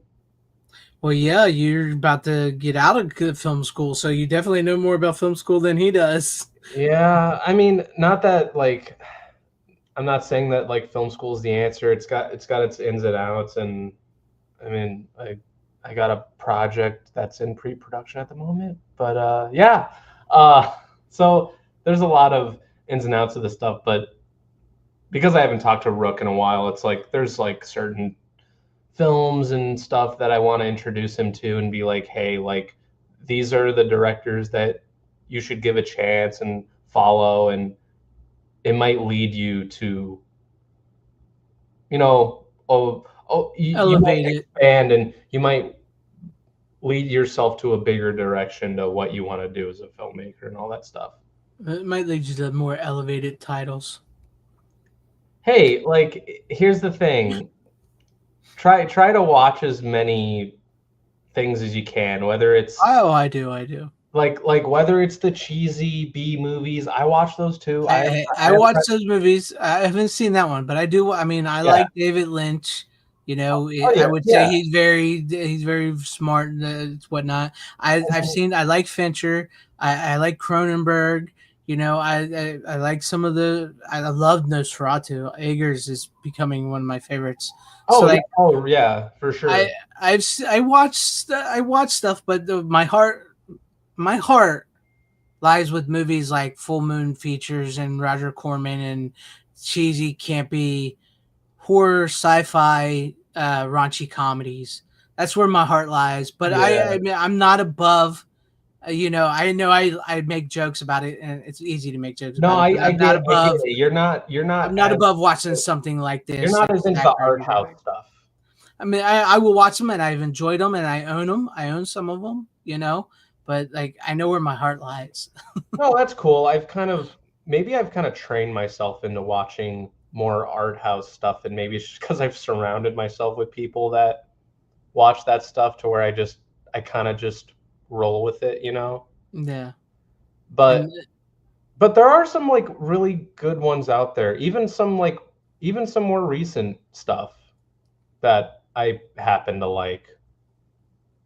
yeah, I mean, just saying. I mean, yes, I own a lot of movies. I own a lot of movies, and that it would surprise you. I know I haven't brought them on, but it would surprise you that it's not just all cheesy bad B movies. I have some like really artistic good movies that people like.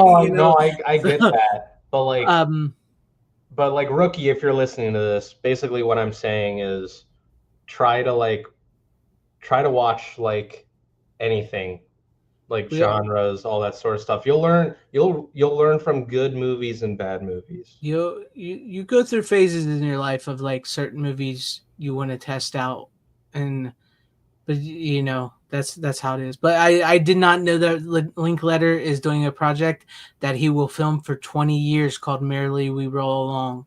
I did not know that. Wait, I think I've heard of this. It's kind of like Boyhood in a sense. Yeah, I think I did. Boyhood was so fucking boring. It was. I don't fucking care. I love that movie. Oh my god, and it's so stupid. It's not. You can be wrong all you want. It's fine. See, now this is where your pretentious bougie side is coming out. Right? Yes, this is where, yes. And I'm proud of my pretentious bougie side. You know that? Sometimes maybe, but like in this case, I gotta tell you, this thing was a fucking tedious. It felt like I was watching the movie for 10 fucking years or however long it took to film. I just love the concept, honestly. The concept's cool, but it all fell apart in the process. That's the problem. I disagree. Because no, you don't give a shit about any of these characters, and every one of them sucks. And the kid has zero charisma, especially the older he's like. You could tell Linkletter was hoping this kid would turn out to be an actor. He didn't. No, but and Ethan and what's her face are just kind of like meandering through this really shitty fucking marriage story that is just boring and fucking so elevated dumbness. It's like, ooh, who cares? I'm with. There's Tom a million other with things Tom I on could have thought to do with that kind of time. Like, to me, Tom Hanks taking off 4 months to lose weight for fucking Castaway. Right. Is cooler than this. Yes. To go shoot that other movie in the meantime. I can't remember what movie it was, but like, yeah, he started shooting Castaway, went and shot some other movie, come back after he lost a shit ton of weight to shoot the rest of the movie. Yeah, to finish it off. That's cool in and of itself. I get it. See, that's what I'm saying. That was actually using the time in a way that makes sense. This makes sense. Yes, we get to see his kid grow up. But put an interesting fucking story around him. Exactly. Who gives a shit about his fucking family woes? Whoopity fucking do about his parents and their divorce. And like I said, if the kid was even at least charismatic enough, it'd be great. But he is not. It's like watching paint dry for 2.5 fucking hours. I'm sorry, dude. It was.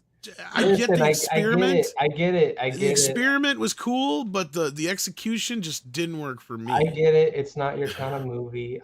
It's not even that. It's just I could have thought, like I said, there's a million other things that you could come up with, the different concepts.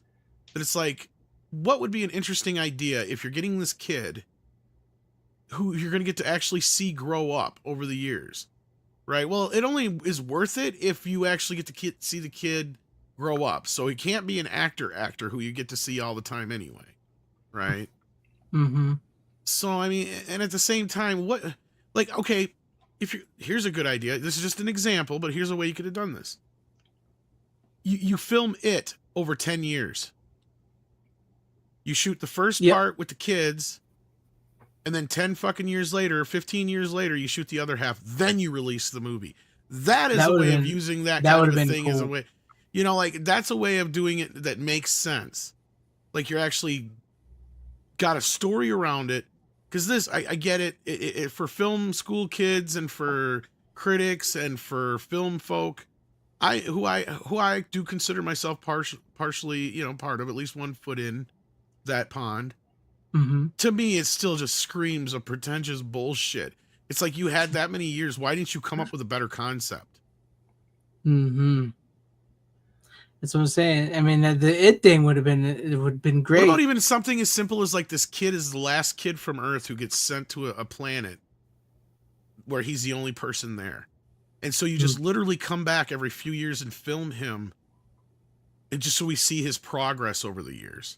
That would be even more interesting than all the shit that we got out of the rest of the film. Because who gives a shit about the rest of the people and them over those amount of years? Right? Like, that's my point. Because we're there to see the kid, but he has no interesting story. Mm-hmm. It is so uninteresting, I don't even remember half of what he was doing there. All I remember is him hanging out and moping in his room through most of the movie. And I'm sure more happened than that, but anyway, runners. I mean, yeah, there is, but but am I really that wrong at the end of the day? So... Well, okay. Now you're sitting here going, you know what, cool. That would be kind of a cool concept with the kid on a planet. Here's what I will say. If and I probably said this like three other times, but it's like if you're just not a fan of the direction it went, I get it. I have an appreciation for it, and I liked it for what it was. Yes, you could And have. that's fair. You could have gone with other sort of directions that you probably would have liked more. That's fine. I get it. Also, To me, I guess I feel like it's a wasted opportunity. That's the point I'm making. and that's fair. That's fair.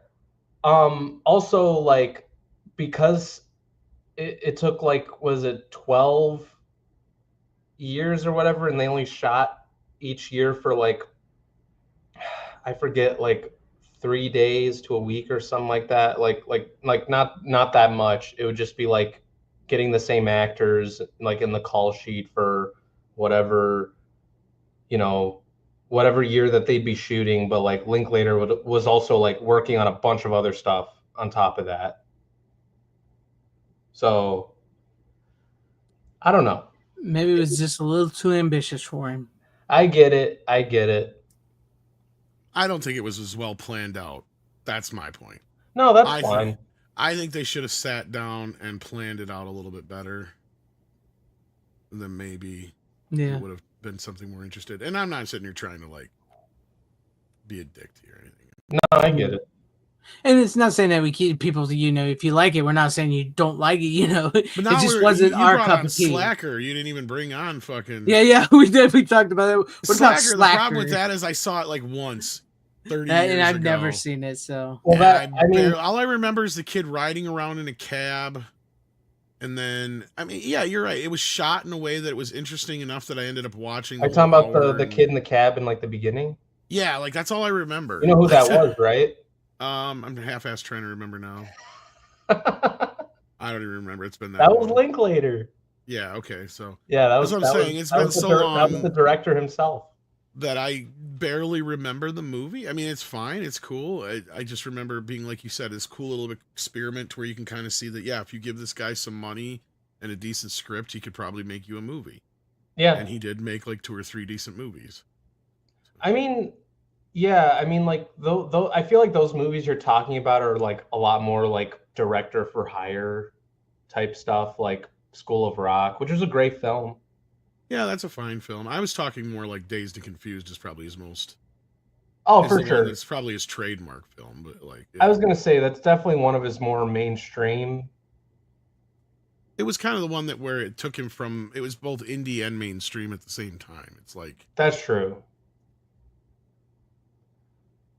That's very true, and was it and yeah, like the Before trilogy is like another sort of experiment where it's like each movie take like the sequel. Yeah, that one's it's got its fans. I have never seen them though. Yeah, no, like I have some friends that are fans of it, and they got me into it, and I love those movies. I think they're great, but and I don't know. But if you don't like things like Boyhood, it's like I don't know if you'd like those as much. I don't know.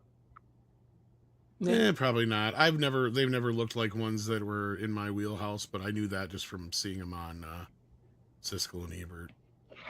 Yeah, I can see that. All right. Well, Runner, do you have any final words on Slacker? Not much I can really say other than like what we just talked about. Like it's kind of like this experiment of this, this kind of new up and coming generation of like indie filmmakers and young up and comers that kind of sort of were going around and stuff. And yeah, that's kind of what Slacker is. Like you gotta like watch it in the right mindset to really get it, if that makes sense. You got to be elevated. Sorry, yes, you got to be elevated. I couldn't resist. Okay. All right, Tom. Let's go to you for your final pick, and then I have 2 picks left. You have 2. That's right, I did, didn't you? Sorry, I got 1. Sorry, go ahead, Tom. That's all right. Well, my 2 movies kind of go together. Well, you don't have to put them together. You can wait. I'm not even sure which one to start with here.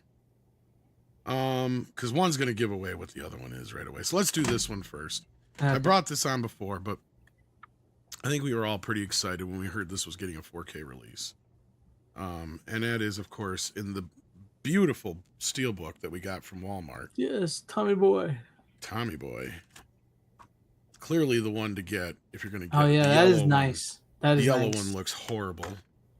And the map was strapped to the back Oh, for some reason. that's And what it it fits is. Like, just perfectly in here. yeah, this is the same Yet they thing they do. strapped Like, it to the back. And then the Footloose original and posters stuff. on. Yeah, same thing. I don't know why. But yeah, so that's that. And of course, I still have my old Blu-ray, which is the same Blu-ray you get in this package. And my old DVD, which had the original version of the map. Oh, nice. And now you can actually see it digitally. They have it out there. Here's the map. Bring it up. So here's what's funny about this. Milwaukee is not that far west, first of all. It's a lot farther east. The prehistoric place is in Sandusky, not fucking Chippewa Falls. This chicken bucket place does not exist in Toma. And Toma is like literally like a half hour from where I grew up.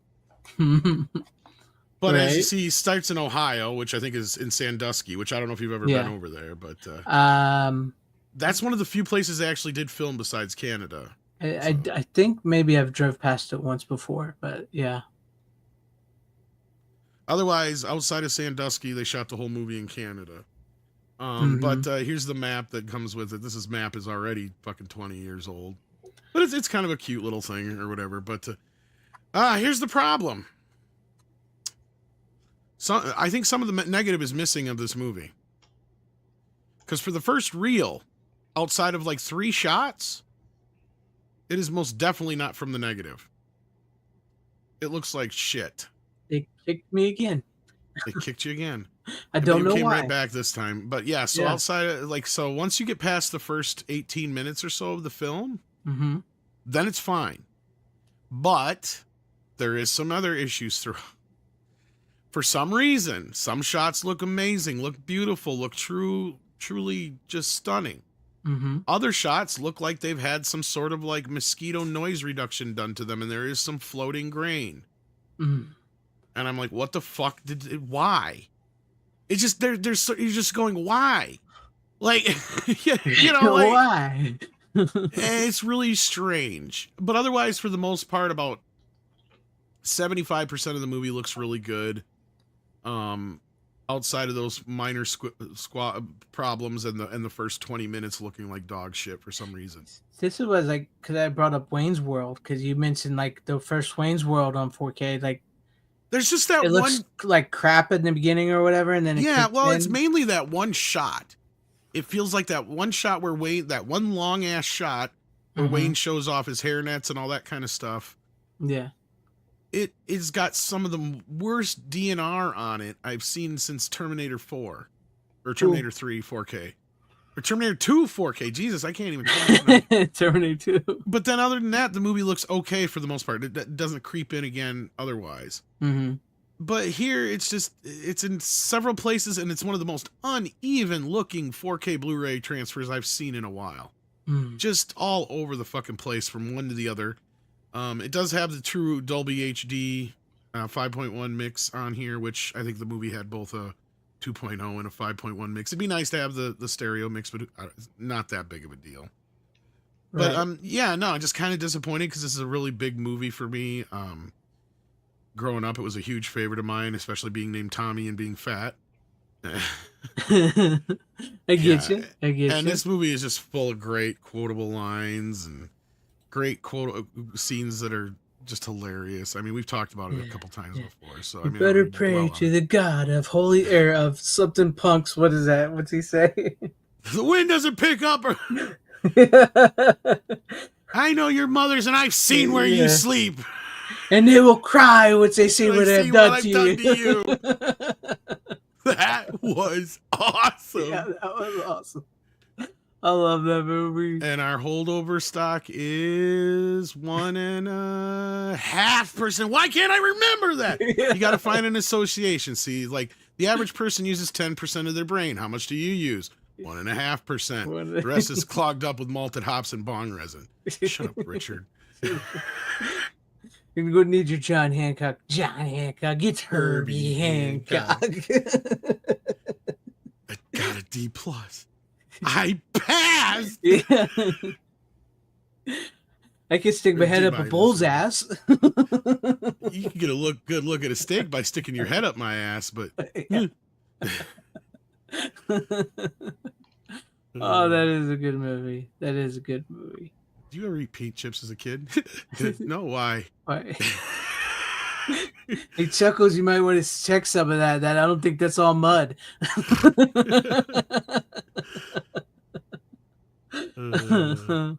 Brothers got a hug. Yeah, brother's got a hug.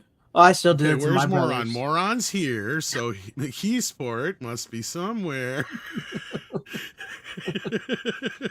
Doesn't hurt so much here or here. Here, But right here. Jesus, what happened to your face? I knew it! No. Let me tell you why I suck as a salesman.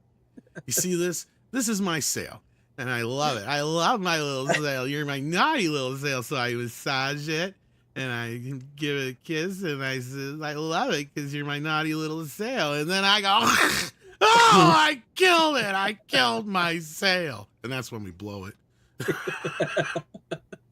Well, why can't you do that when you're selling? Why? It didn't matter. We still got the Meat Lovers pizza in the trunk. Yeah. I love that movie. It's good. It was good. Have you ever even seen this, Runner? Tommy Boy? I would hope so. Yeah. Ah. I've seen it once with some friends over a year ago. I mean, it's no slacker, but Yeah. Did Tommy gain some weight? No, man, it's the TV. It makes you gain a few 100 pounds. 100 pounds. Oh yeah, like there's some other fat guy with a tiny head. After Tiny head? repeatedly be hitting the head with a hammer. I remember really liking the movie. You know what scene made me and my friend laugh the hardest? What? Was the bees. Oh yeah. Oh, that's a good, yeah. That's Just great. follow my lead. Bees, they're everywhere. You say bees? Yeah, he said bees. I'm allergic. Me too. Holy Just shnikes, roll it around, works. son. Just roll around in the grass. Yeah, they just jump out of the We'll car. come back like, and check on you. Yeah. Oh, I just threw up on an anthill. They look pissed.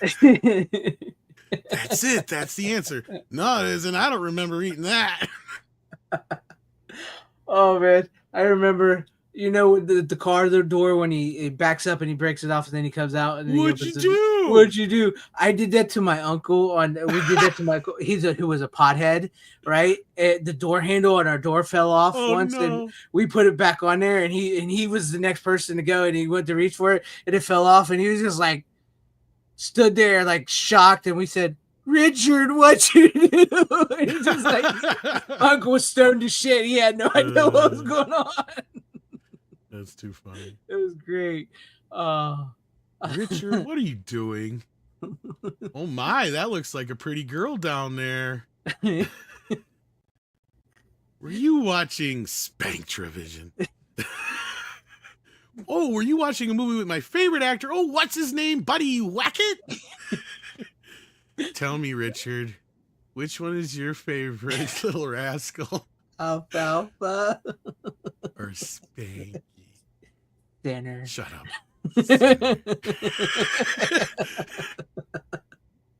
Oh, go on, it's Tommy Scram. Don't give him the fucking gym routine. You know which way to the weight room? I'll find it. I'm gonna have to use that pickup line one day. Well, the trick is to do it with the biceps. Like, is it this way or that way? This way. Which way is to the weight room? Is that way? I do. You're I trying think to say that had anything? I didn't have anything to do with that. Because if you're trying to say I use the wrong kind of oil, no, but it does help if you take the can out, you moron. Oh, when all them M&Ms roll into his Oh no, candy in the dash. That's gonna up the resale value. I think you're all right. They got a thin candy shell. Your brain has a thick candy shell. Shut up, Richard. Shut up, Richard. Your brain has a shell on it. I thought my dad was picking me up. He did. He was here, but you weren't on the plane. Yeah, I missed my flight. I thought You should have called. I did. What number did you dial? Oh, it was like 519er. Is that a niner? What are you doing? Calling on a walkie-talkie? No, it was a cell phone. We're just like repeating the whole movie now. Yeah, this fucking movie is just endlessly quotable. It's La, very la, much la, is. Luke, Luke, I am your father. Lorelei, Lorelei. That was from Star Wars. I know. Lives up the little Terminator hand thing he has. Man, I think everybody had one of those when growing up. Yeah, this is a good tune. I don't think so. Click. Yeah, now we're talking. Oh, this sucks. Long ago and so very far away. You can change it. I'm not gonna change it. You change it. Don't you remember you told me you loved me, baby? Da, da, da. Said you'd be coming back to swing. That is one of the funniest. That was one of the funniest fucking scenes. I swear, my cousin and I lost at the theater during that scene. Because that is so us. You know, you're cruising down the road and you're like, "Oh yeah, fucking no, let's do this." No, that's what. Then all of a sudden, like some real fucking, like, you know, like fucking Starship comes on or some shit, and you're like, "You change it." No, I'm gonna change it. You change it. Next thing you know, you're singing, "And we can build this thing together." Nothing lasts forever. Two guys doing the gayest shit ever. Other than actually fucking. I need to rewatch it. It's been. Well, the movie's great because it's basically like planes, trains, and automobiles mixed with. What's up? It's like my internet's not cutting out on me. Yeah. StreamYard or something. StreamYard is booting you out. Yeah. Yeah. Maybe try refreshing your. Maybe you're running out of what you would call it, memory or whatever. Memory, probably. Yeah. We're getting close though, and it's a cheap price, so I mean, it's not like you're gonna feel like you're getting robbed if you buy the 4K. Most places have it for fairly cheap, so. Not as many memorable quotes. No, not really. Runner? No. I think, like you mentioned here, I think Kevin James is basically the fill-in for Farley in most of the parts he has. Farley Not everything needs to have memorable quotes. I'm just going to put that out there. Farley would eventually had a bigger... Yeah, but people remember those movies. Yeah. Okay. A little crazy on the Pine Tree Cologne there, didn't you, son? Oh, it's a cab. You've identified the problem. Next thing is wash it off. Wash it off.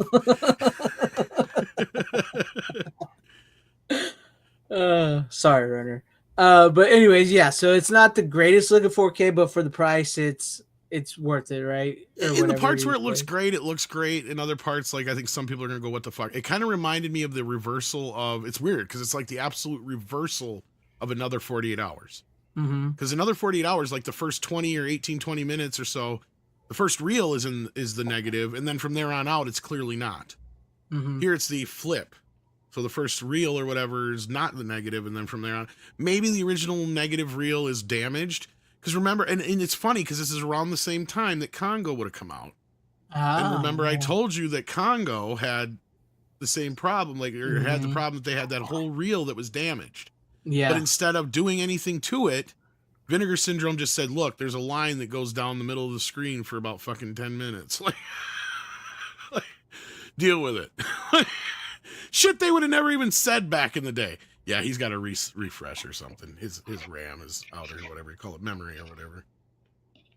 I think that's what it is. Anyhow, did you have another one, Runner? I refreshed it. Yes. It could booted me, but then I refreshed it. So let's see. It booted you? It booted me, but then I refreshed it. Yeah, I think you might be running out of memory or something. Must be.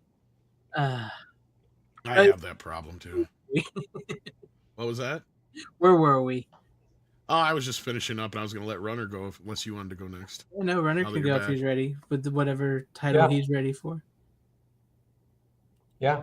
This one's a French film. Oh, for fuck's sake.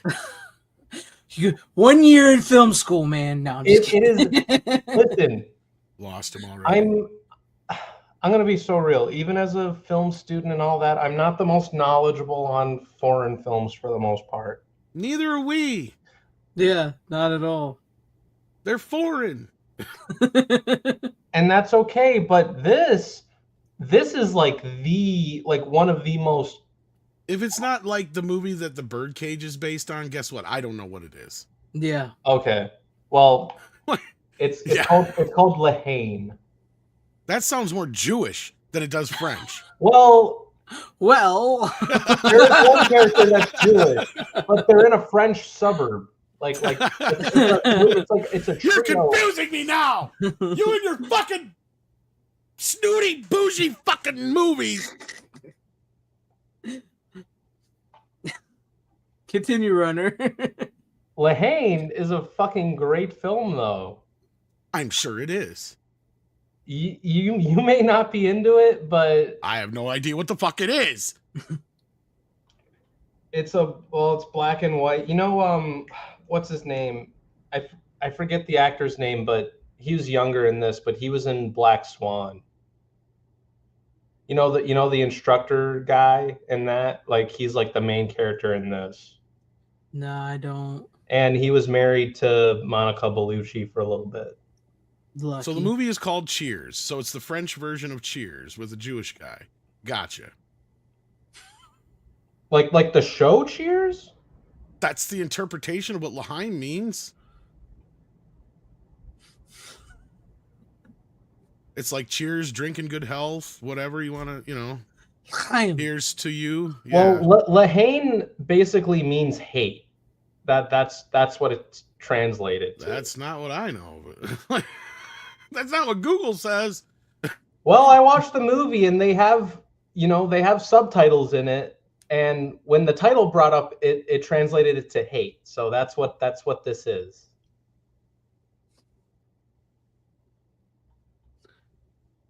It is bloody, artsy fartsy for sure.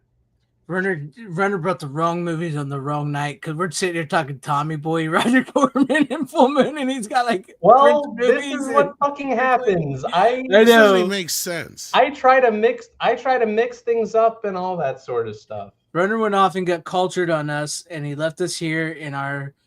Yeah, you change your name to Culture Casino now. I'll tell him. Change your name to Cultured Runner. I'm not going to change my name to Culture Casino. I'll tell him you took the name.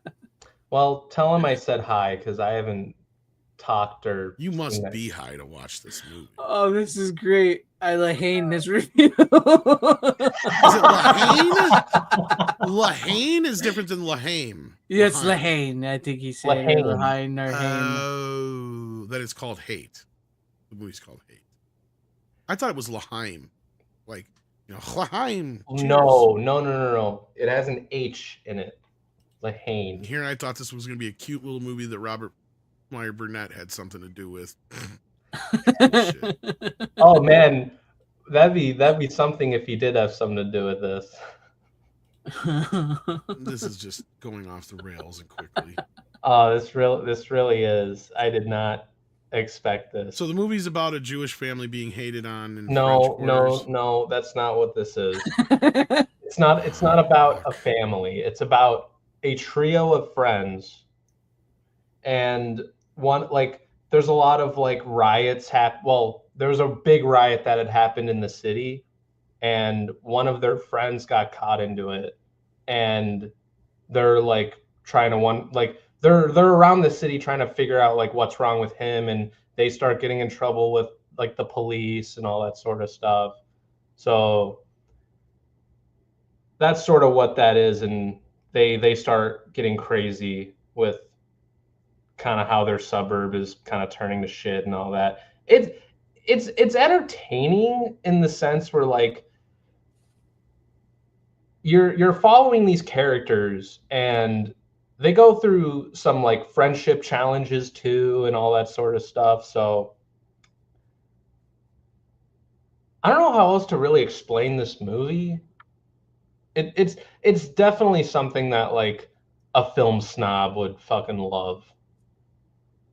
For sure. It's probably not going to be in your wheelhouse, but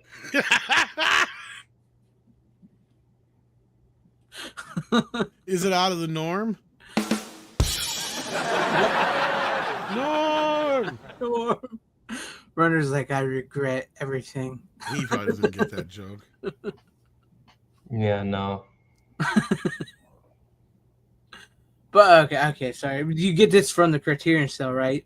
Yes, I did. Yeah. And this What a one's a waste. 4K. This is a 4K right here. I hate how much he spent on that 4K. I've never seen it. I don't know. And here's the thing: I have I other hate to say titles. I'll never see it. Well, that's okay. But I have like a bunch of other titles that I also bought from the sale, but I haven't watched them yet, so that's why I'm not bringing them on. All right. Well, off of that note, I guess I'll do my final pick before we get to Tom. This is a high class, highbrow, artsy fartsy film of its own. Debbie Does Dallas. Laser Mission, starring Brandon Lee. Almost as good. I mean, you can't even get more highbrow than this movie right here. This is only on DVD. I'm not even sure this is a legit DVD, to be honest with you, when I bought Why it. isn't it in the Criterion Collection? This movie is a Vinegar Syndrome movie. If I've ever saw one, definitely should be on Vinegar Syndrome. This why they haven't made it. I don't know who owns this rights, but they should definitely have this one. This is a movie that you can laugh at and be cheesy about. But Brandon Lee is awesome as always. It's one of his first movies before his other, before he became the Crow and all that. In '89, I think this was. He basically plays a mercenary sort of type guy who is sent to try to get Ernest Borgnine, who is a German scientist, to defect to the U.S. Ernest Borgnine gets kidnapped. Then the U.S. government says, you know what? If you want to get paid, you have to save him, and you save him, team up with his daughter, and we'll pay you. And so he goes into this country where they're at to save Ernest Borgnine. There is no lasers at all. It's called Laser Mission. There's no lasers whatsoever. Yes, it is fun as hell. It is a very fun movie. It's very cheesy. It's very over the top.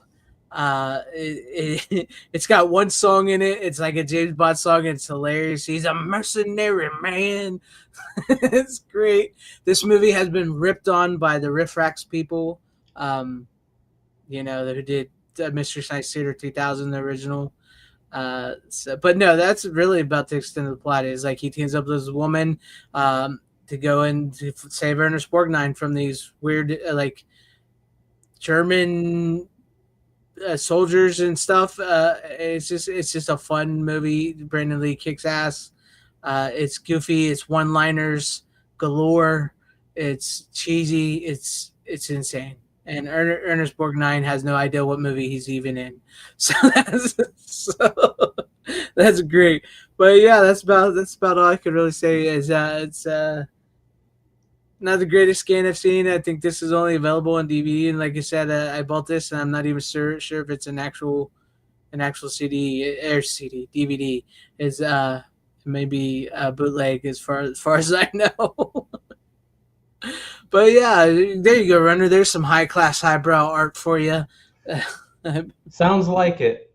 Yeah, it's no Lehane, but it's fun. I had a blast with it. If you like, Hey, Lahane's kind of fun if you watch it a certain way. yeah, maybe if you get drunk. I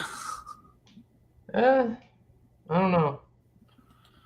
All right. If that's how you do it, that's fine.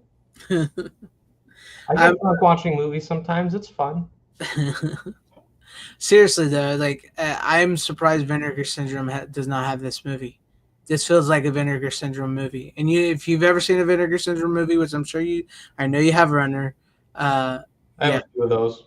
Yeah, this feels just like one of those movies. Okay. Yeah, because whenever I think Germans, I think Ernest Borgnine. Yeah, he has no idea what movie he's in. He really has no idea what movie he's in, and his accent is horrible. Brandon Lee, bless his soul, rest his soul, is he's doing his best. He really is the best part of the movie. He, you could tell he had acting chops, and this was like one of those movies that was just like a stepping stone to what he, because he would have been huge. I really think after The Crow, he would have been huge. Like I mentioned last week, because I brought on Rapid Fire. I believe he would probably have the same type of career that Keanu Reeves is having, and they would probably be fighting over a lot of the same roles. Yeah, because he just seemed like that type of guy. So I think he would have been huge. This was just like one of those movies. He was, like I needed a movie. I'm taking this movie. I'm going to give it my best. Everybody else is cheesy and over the top. Oh, and this like when the final guy, he kills the final guy like 4 times. It's hilarious. Like, he kicks him, explodes, catches fire, and he still comes back, and he has to hit him with a jeep, and it's just like it's insane. The guy, it's like what is up with this guy? But it's great. If you've never seen Laser Mission, do yourself a favor, see Laser Mission. You definitely see Brandon Lee was on the track beating somebody, but yeah, like The Crow was like the greatest. Dude, the Rapid Fire and The Crow, man. If you've never seen those, see those as well. Oh, and Showdown in Little Tokyo with Dolph Lundgren is a great movie too. But anyways, yeah, that was my final pick. It's in the there you have it. What can I say? I'm a connoisseur of fine art. There you go. There You're you a go. connoisseur of fine arts. Carnosaur of fine. Oh no, I gotta see the Carnosaur clip again. But anyways, there you go. There you go, Tom. It's your turn. All right. Well, the other one I got, it's kind of related to the last one here. This was Kino putting out the other big Chris Farley, David Spade film, which I still have the old DVD of. Nice. Believe it or not. I don't know if they ever did a Blu-ray, a standard Blu-ray of this one or not. Maybe. I don't know. This was never really one of my favorites. It was not as good as Tommy Boy. It's a very uneven film. It actually didn't age as bad as I remember. I actually found myself laughing at a few bits and pieces here and there, but I cringed just as much as I did on some of the other Playing ones. a little pocket pool. Yeah. I mean, basically, if Tommy Boy is kind of like Planes, Trains, and Automobiles, this one is more in the vein of Great Outdoors. Yeah. Because for some dumb fucking reason, they decide midway through the movie to take the 2 main characters and throw them in the woods for about 30, 40 minutes of the film. Yeah. Like, okay, so the story, what it's about, for those who may not even be aware of it, because this one we haven't talked about like we have Tommy Boy. Chris Farley plays the brother to Tim Matheson, who is running for governor. Tim Matheson is. Yes. And of course, this is during the time of like the Roger Clinton era. So this is really heavily inspired by every fucking political family has one fuck up. Little did we know Bill was 10 times worse. Yeah. He's the name Black Sheep. Yeah, that's the whole term comes from that, yeah. Yes. Or at least in this respect. And anyway, so I mean it has its pretty basic formula to it. You have the one guy who works with Tim Matheson, who's actually played by the same actor who played Ellis DeWalt in Beverly Hills Cop 3. I forget his name.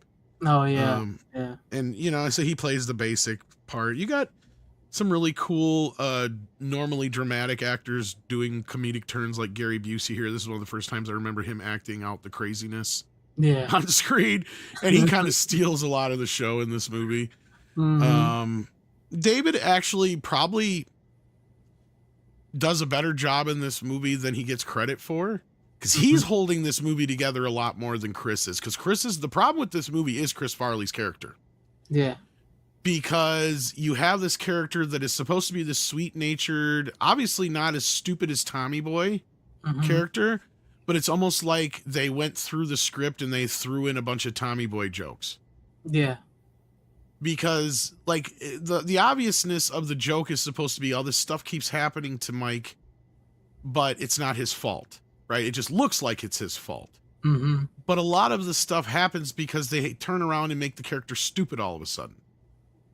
And every time they can. And it's like, okay, you have not presented this character like Tommy, to where Tommy is presented from the very outset as, you know, the slow kid, right? Or however you want to Yeah, put it, to yeah. where, you know, and he's blissfully unaware of how stupid he is. Mike, on the other hand, is presented in a way that this guy is a good guy. He's genuinely somebody who wants, like, he works at a fucking, like civic center or whatever you want to, kids center or whatever. Yeah. So like there, yeah, I mean, he's straight edged. He doesn't do drugs like Tommy did or anything like that. So it's like they interjected a bunch of that shit for no good fucking reason. Mhm. And they make his character look bad and stupid in ways that make you feel like this can't be the same guy. You know what it's hard to explain without actually watching the movie itself if you haven't seen it. And I know some people just haven't because they've heard it's such a bad movie in comparison to Tommy Boy. It's not that bad. It's just, you could tell somebody at the studio, probably after one of the screenings, said, this is not as funny as Tommy Boy. We need some pratfalls. We need some this. We need some that. And some of it is built into the movie already. So it clearly was already there, like the stuff at the cabin. Right. And that whole scene is a big problem with the fucking movie. That whole bit. If I remember, that's where it starts feeling like a stupid Three Stooges skit. Anyway, you're saying something. No. I was, but if I remember correctly, if I've seen that, it's like this movie did upset Chris Farley because it wasn't intended to have jokes like Tommy Boy, like you're saying. I think some of that was added during the filming or afterwards or whatnot. Because I wouldn't be surprised. Yeah, it's like this really upset Chris Farley because it's not. He doesn't even do a lot of his own stunts in this compared to some of his other films too. You can tell. There's clearly a different guy doing all his stunts and shit. Yeah. And I think this is also it kind of drove a wedge between him and David, and this is a movie that drove a wedge between them a little bit because once again, David was doing what he's supposed to be doing, and Chris didn't want the movie to be like Tommy Boy, and they kept interjecting it from the studio, I believe is what is. Because I've watched a couple of those Chris Farley. I think I watched I Am Chris Farley, the documentary. Yeah, I have his life. Yeah, and I think they talk about that in the movie. Yeah, I mean, David is basically playing the same character. That's the other problem, but you can tell his motivation in this version, like that's the thing, is his character, like I said, is he's doing it to keep a job, but he genuinely starts to like Mike, right? Mm-hmm. Like he can tell he likes this guy, and that's fine. He's actually more like, they actually have a better rapport here than they did in Tommy Boy, because in Tommy Boy he's being forced to be there. Yeah, he forced to do it. In this, he volunteered, so like there's a little bit of the difference there, and that's the other thing. Is just the whole idea of having to put these two out in the woods. Kind of is like, okay, you're just trying to make this more and more like Tommy Boy, when clearly that's not what this movie was meant to be. And I can see that. It's been a while since I watched that documentary, but yeah. So I think I watched it when it was first on, and I have the Blu-ray, but I've never opened the Blu-ray. Yeah, I think I watched it when it was on actual TV. Yeah. So like, yeah, and I remember when the movie came out, it was very disappointing, and you could tell. It even had Penelope Spheres, the chick who did Wayne's World, directing, and she clearly was just doing it to appease the studio, because that's what the movie feels like. It feels like there was a decent script here that got everybody to sign on, and then as soon as, like you said, as soon as they started shooting, they started interjecting more and more of the Tommy Boy antics, which don't come off as, see, that's the thing, they don't work here, because in Tommy Boy they work because they're set up naturally and they feel natural to the character. Here the character doesn't feel like a klutz, and then all of a sudden he's a klutz, right? Yeah. And the whole like cabin business and the shit like that, like the scene that makes more sense, one of the better scenes in the scene, is where he sees the kids when he's told to stay in the car, and he sees the kids that clearly robbed the liquor store. So he goes in the back and he finds the kids there, and he gets caught. You know, he's like, oh, so you're going to drink a little drink, and you're going to smoke a little smoke, and you're going to dance a little bit. And he gets his picture taken. And see, that's the shit the movie should be. Right? And he gets caught, and it's obviously a misunderstanding. But they just kind of go past that one, and then the rest of the movie and the other setups work in certain aspects. But like I said, when they try to take it to we're going to have him do stupid pratfall bullshit, that really ruins the film. Yeah. And it drags it down to this level of, you're just trying to repeat what was Tommy. This is not Tommy Boy 2.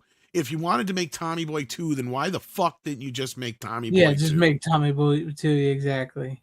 And I could give you a fucking plot right now. Him and Richard are the two heads of the company, and they get Tommy Boy in France. There you go, runner. France Lahane's Tommy Boy. Sell car parts for the Lahane in France. Exactly. We're gonna sell car parts overseas. Come on, Richard. That's at this point. It's like, what the fuck are you doing? Like, it's like. Because they were trying to make them the next Walter Matthau, Jack Lemmon type of duo team. Because they did. They had a great chemistry. I mean, obviously Tommy Boy shows that, and they still have it here. Now, as far as the Blu-ray itself, it looks great. This, hands down, looks 10 times better than Tommy Boy does, because it clearly hasn't been manipulated. And Tommy Boy, I think, is on I think they crammed it on a shorter disc, too. Because I think this one actually runs at a higher bit rate. And the movie's shorter. But clearly they have all the negative. It looks amazing. Excellent grain structure. The colors pop. And watching this in Tommy Boy, years ago when DVD and Blu-ray first kind of came out, comedies were always ones that I kind of were the last ones I kind of adopted to. So I was like, oh, well, they're comedies. I don't need to see, the high resolution. Seeing more and more comedies on 4K now and how light and bright they are, it's like, you know what? Those are the ones that I kind of relish more than some of these dark sci-fi movies now in 4K. Because you get to see the colors pop and it looks so lifelike with, the way they're shot because they're so bright, Yeah, because like the bright blue skies and the colors, because it's comedy. Yeah, everybody's colorful and it's not shot with like all bunch of shadows and like a French film. It's like, as I've heard people say, like the horror movies and sci-fi movies are better on a lower quality. So, but no, I get you. And like I said, if I do remember, because it's been a while since I've seen that Chris Farley documentary thing, is like this really upset the balance of Chris Farley and David Spade, and like from here, this on point out from this, like even with Beverly Hills Ninja, they wanted him to keep playing that type of character, and he absolutely hated Beverly Hills Ninja. Well, what's funny is Void King's. Yeah, I was gonna say Void King says Black Sheep is the black sheep of his career. Actually, I disagree with that. Yeah, I just fuck his last 3 or 4 movies were fucking wretched. Yeah, like they just got worse and worse and worse. This was bad, but this is nothing compared to Beverly Hills Ninja, which was nothing compared to what was the one he did after that? Almost Heroes. Yeah, Almost Heroes is almost unwatchable. And it's so sad when you watch that movie because you're just like, this was the last. It reminded me of watching Wagons East. Yeah. Which is also another bad fucking movie. Yeah, with what's his name's last movie? John Candy's. John Candy's. Yeah. It's that's the thing is, Bart, you asked if he would have a career.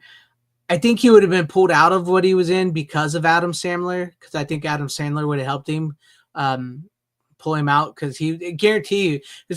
Further, remember the part that Kevin James plays in the movie Grown Ups was actually originally written for Chris Farley. So that was actually supposed to be Chris Farley. So I know Sandler would have pulled him out of these movies, and I think maybe that could have helped him a bit. And I do think his career would have rebounded eventually, but he needed to get off the drugs, and he needed to move away from the typecasting that he was getting into. So yeah, but no, I don't think Black Sheep is as bad as people say, but it does have its problems, like Tom pointed out, with the story and what it turns into and where they go. It does get a little cruder than Tommy Boy as well. So yeah. And it's like, I don't remember if he's a Democrat or a Republican in the movie. It doesn't specify as far as I can recall. Back in the day, they never really specified. No, they kept it pretty neutral. This. Yeah, they kept it pretty neutral. And then it's probably implied that he's the Democratic nominee, I would imagine, but that's just my guess. I would assume, since it's like the Bill Clinton type thing. Roger, but they mentioned him and all the other political. Yeah. The only ones, like, I remember, what is it? The one with speaking of it, it's Jack Lemmon, Maverick, and Dan Aykroyd. Were the presidents. Oh yeah. James Gardner. Yeah. What is that movie? I know I the want to say movie. My Fairest Men, not My Fairest. My Fellow Americans. My Fellow Americans. Yes. That was a bit of a disappointment. Yeah. Yeah. It should have been Walter Matthau anyway. It should have been. This Yeah, fucker looks like Reagan. Yeah, it does. But I mean, that's a great little. I mean, in the sense of like you said, it wasn't a great movie, but it's a great little thing. It's like one's a Republican, one's a Democrat, and they kind of hate each other, but then they end up working together, and it's got a great little message in that regard. But yeah, you're it's right. not horrible. It could have been better, but yeah. Yeah, could have been better. Which is weird. When I did see that, I was thinking, why didn't they use Walter Matthau? Because it comes along not long after. It was right after Grumpy Old Men. Old Men and Grumpy Old Men 10 and Odd Couple 2 and all that. And you're like, all of a sudden you got My Fellow Americans in the middle here. And it's like, why is James Gardner? And I guess because he's James Gardner, I guess they figured he'd be the more of the Republican type guy, which he does come off, I believe he was anyways. So. But anyways, Black Sheep is I don't think it's as bad as, but I know there's a lot of behind the scenes stuff that really ruined that movie, is from my understanding of why it ended up the way it did. So, but at least the 4K looks good and better than Tommy Boy. And take that as you will. So, I don't hate My Fellow Americans, but it could have been a better movie. It could have been a better movie. Yeah. As far as special features, there's nothing on here. There's the trailer, and there's a commentary with Penelope, moderated by film critic and author Simon Abrams. So that's all you get. All right. Well, I guess that's the end. Which is sad because I do remember like one of those HBO specials or whatever back in the day, or Showtime. Oh yeah, like a Comedy Central. It wasn't even that long, but it was just like a little behind the scenes thing. I'm like, at least they could have put the EPK stuff on here, but yeah, like evidently Kino couldn't get it or whatever. But for the package, it is. I don't think it's that badly priced either. Another one of Kino's, I think, is in that $20 some dollar range, 23, 24, 25, somewhere in there. It's the better looking of the two. Yeah. And as far as like Tommy Boy, I didn't mention the special features. Like, you just have the Holy Shnikey Blu-ray in there. So all the stuff's it's the same Blu-ray as before. Yeah. So nothing new really. And you get to see the old crappy transfer. I mean, in that respect, it does look better. Even in the worst parts of the film in the 4K, it does look better than the old crappy transfer. That I will. But what the fuck is up with Paramount? I don't know. A Damned Idealistic Crusader is 100% right, because he says they are one of the worst. And they do have like their own YouTube channel. One of these days, I just want to go on there and say something to them and see if they say anything in the comments. It's like, weird. They're one of the most inconsistent fucking studios when it comes to this shit. It is, and like we even had was it Paramount who did Major League, right? It's Major League, which looked beautiful. Great, amazing. Looks the 4K is outstanding, and then you get Trains, Trains, and Automobiles. Looks Major League did look horrible. Really good. Well, it's the same thing with Footloose because they didn't use the negative for Footloose. But it doesn't look like horrible. But it looks bad. You're right. Yeah. But you're right. It didn't. It's like, why would I want that? I already got the Blu-ray, and then they downgraded the sound on the 4K. So like that's the thing, is there's all kinds of decisions that Paramount makes right now that I'm just going like, the fuck are you doing? And you supposedly have this wonderful, great team that works on your 4Ks so much that they brag on YouTube and shit. Like, I wouldn't be. It's just. I'd be fighting more for these movies, especially considering these are the same people who supposedly put out like the Wonderful Life and stuff. It's like, where's the care that went into that? Mm-hmm. And you know the same problem. Now you got the opposite problem with Once Upon a Time in the West. Where it's a horrible transfer. Of course, that also was involved other people, but still, it's Paramount is just, I don't know. Well, it's pretty sad when the digital version has a higher bit rate than the fucking disc version. There's something wrong. Yeah, It's because they crammed the disc version on, and you can see the fucking DNR is so horrible. Yeah, on it. and the disc should always have a higher bit rate than a digital version. So makes no sense. Damned Idealistic Fool Crusader, speaking of from earlier, he actually did, I think, a video on this recently. So. Yeah.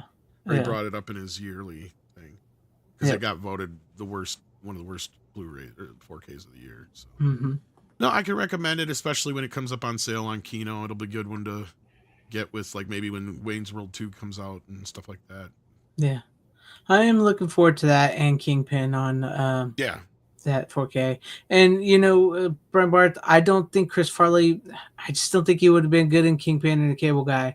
I know he missed out on them, but I don't think those would have. I think Cable Guy would have been a completely different movie like Shrek. Yeah, it would have been very different. Chris was in a different place. He was heading towards a different kind of story himself, to where Shrek was not going to be like Cable Guy. Both of them were going to be very dark comedies. More so Cable Guy, obviously, but Chris was just in this place, and this is where he was near the end, and he just didn't realize how many people cared about him. Yeah. So, and he just kind of, and he also was like just struggling with a lot of because you got to remember, this guy also became like famous overnight, practically. Yes, he was on Saturday Night Live, but Tommy Boy just put him huge level where everybody knew who he was, and he kept questioning whether his friends were his real friends, whether, you know, he never could get dates before, but now all of a sudden women were interested in him. Yeah, well, that girl in Tommy Boy was his girlfriend. Yeah, I mean, the one in the pools going skinny dipping. Is that for me? No, son, that's for me. No, sorry. That's Bo Derek. She's a 10. Yeah, she's a 10. But no, yeah, I learned that on the Chris Farley documentary. It's like the one that Richard's looking at, who's going skinny dipping. That was Chris Farley's girlfriend. She was a model at that time. Yeah, and he had a lot of issues with like how whether or not she was really with him because of who he was, or like he had a lot of those kind of, you know, personal demons on top of. This is the thing, like I knew a lot of people that he because living in Wisconsin, he would show up in Madison all the time at the college parties, like he just crashed them, and of the few people I talked to that were at some of these parties that he would show up to, he was the kind of guy where if you took a shot, he drank the whole bottle. If you snorted a line, he'd snort the whole bag. Right? Like, so he was that kind of a guy. Like, he was always excess. Even more so than like even even worse than John Belushi, I guess. And plus the way he ate. Yeah. Because, like, he would sit down and eat, you know, like 2-3 steaks at a time and shit like that. You know what I mean? Like, he just too much, too fast, too soon. And it was really just the booze and the drugs that did it. And the weird thing is unlike Belushi, he would go cold turkey during the movie shoots. And I wonder if that's what didn't kill him. Yeah, because he would, like, get super clean for the whole movie, and then, boom. It's right back. As soon as the movie was done, he would go, on a major crash binge. Huge and like big, like you saying, you'd go excess crazy. So I think between all those factors, him going clean so quickly, and his body going through so many yo-yo, like, and he would drink like full bottles of Jack Daniels and shit. And he would be basically what you see in the movies. And he'd come in and he'd trip over something and crash into a fucking thing on purpose. And it wasn't no fake fucking table. Like, he'd crash your mother's fucking dining room fucking table. Yeah. Like, and everybody be like, yeah, you know, and shit like that. Cause it's a wild Wisconsin beer kegger, you know, I mean, the fucking guy could probably put a whole keg away himself kind of thing. Like, yeah. It's just one of those things, man. And it's like that's one of them things they tell you about the horrors of Hollywood that does that to you. So, but it didn't even have to be Hollywood. I mean, honestly, it could have happened to him without him being famous too, because it was just it's the the John Belushi and Chris Farley stories, sadly. And Chris was scared for so long, or he kept saying that he was going to end up like John. It's like he knew it. And John was his idol. Yep. And the day, I still remember the day that he died. Because, I mean, being from Wisconsin, that was a big deal for a lot of us. Like, it was big statewide, you know, kind of like thing. And, I mean, I remember his funeral. I remember where I was the moment I heard it. I remember my girlfriend was the one who called me at the time to tell me, because I'd just gotten home from school.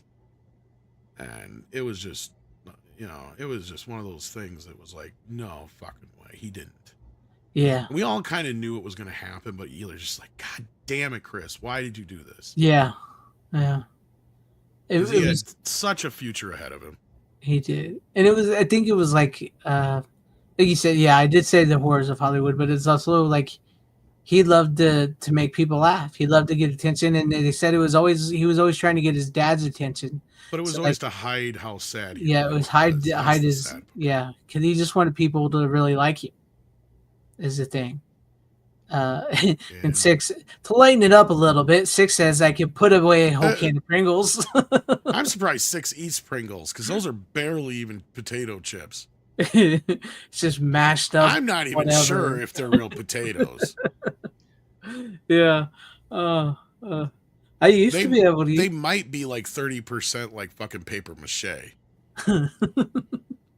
There's some type of, yeah. They're just basically like potato paste. Like, I feel like it takes you 24 hours. it's some sort of like, yeah, like some sort of like ingredient or powder or whatever, some dough or whatever that they use. Yeah, they're like dough chips more than they are like chip chips. Yeah. But yeah, I've seen a thing on how they're made. It's just like, yeah, I have not ate Pringles since.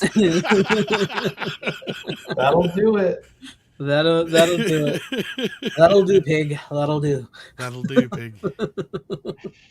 Nah, it's too bad. He was one of those guys that made guys like me growing up thinking maybe I could be a comedian / actor or whatever. Yeah. And that's kind of when my moment, the things kind of changed for me, was like when he was gone, I kind of turned my aspirations more towards writing and directing. So, and then of course Kevin Smith came in the scene too at the same time, so that was kind of like a transition. But yeah, sawdust basically, yeah. To that fucking shape. That was the thing. I agree. I mean, like, yeah, when I saw Chris Farley too, as a fat kid, you know, but I was always much more of a shy, reserved person, you know. Oh no, I was basically Tommy Boy. Yeah, I lived vicariously through, like, man, I wish I could get out there and do something like that. But then I was always too shy and reserved growing up as a kid. Now I'm much more outgoing.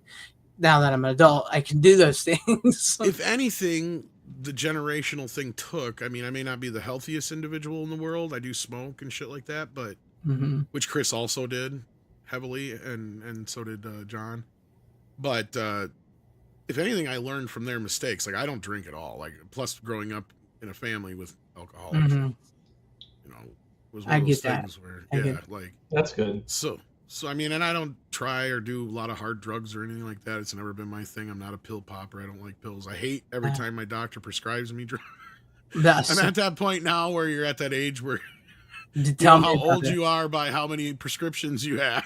Yeah, the doctors gave me when I got my gallbladder out, they gave me, what was it called? I think it was Oxycontin. Oh God. Yeah, I didn't take any. Why did they give you that? I don't know. They gave him the Oxycontin. You when don't need that. Jesus Christ. I just took some Tylenol and stuff. Well, oxycodone is basically Vicodin, I think, and then Oxycontin is heroin. Taking a Tylenol. I'm sure Six will correct me in the chat, but still. Yeah, I do not like taking a Tylenol. If I can get by, even when I'm sick, even if I have a fever, if I have a headache or whatever, I don't even like taking medicine. Period, because I just don't. Because you, I found a time when I had my eye surgery. Yeah, those oxycodones. Yeah, I got a little too happy with those. I can't do it because I know people in my family who are drunkards, and I know I've lost some cousins to popping pills. They're gone forever. So like I do not like taking any medicine, and when I do drink a beer, I don't drink a lot of beers, and it's not a lot. You know, I'll drink like a one beer every like 6 months or something. So you know, I don't do that. And plus, as you guys know, I've lost all that weight. So like, I try to keep myself as best I can. You know, I don't want to fall into that trap. So Yeah, I need to lose weight, but not like that. yeah. So Yeah, I don't need to be on a pill diet. no, I can't do it. I can't do it. I legitimately, like, if I didn't have to take Tylenol after I had my gallbladder out, I would not have taken any. I do not like to take any medicine whatsoever. I just don't. But that's just me. But anyways, yeah, it's weird. Like they'll hand it out and then they go, "I don't understand why so many people are hooked on fentanyl." They know exactly why. Right. But anyways, I guess we'll end it there. Yeah, I got work to do anyway, sadly. We got a little longer show than we did. I knew Rookie wouldn't show up. At least we had Runner. I knew Runner. it. I knew it. I knew he wouldn't. But Yeah. thank you, Runner. No problem. I wish Rookie was here because it'd be fun to talk to him. But unfortunately, he's stuck at fucking Subway still. Yeah. Poor Or guy. he's on the toilet. He got stuck closing, I guarantee it, because nobody works with him. I've told him how to get out of this. Mm-hmm. Either A, you just don't answer your phone, or you just say no. Exactly. God, I can't believe he's still working there. He's supposed to be leaving. That's what he says. But I'll believe it when I see it. He needs to start making fucking films. Yes, he does. But appreciate you, Runner. Appreciate you, Tom. Everybody out in the chat, thank you for hanging with us. Everybody at home watching on YouTube and on X, thank you all very much. Make sure you like, share, subscribe to myself and Tom. Runner doesn't have a channel anymore. So No, I don't. yeah. But as always, you don't have to go home, but you can't stay here. How you doing? Bitches leave.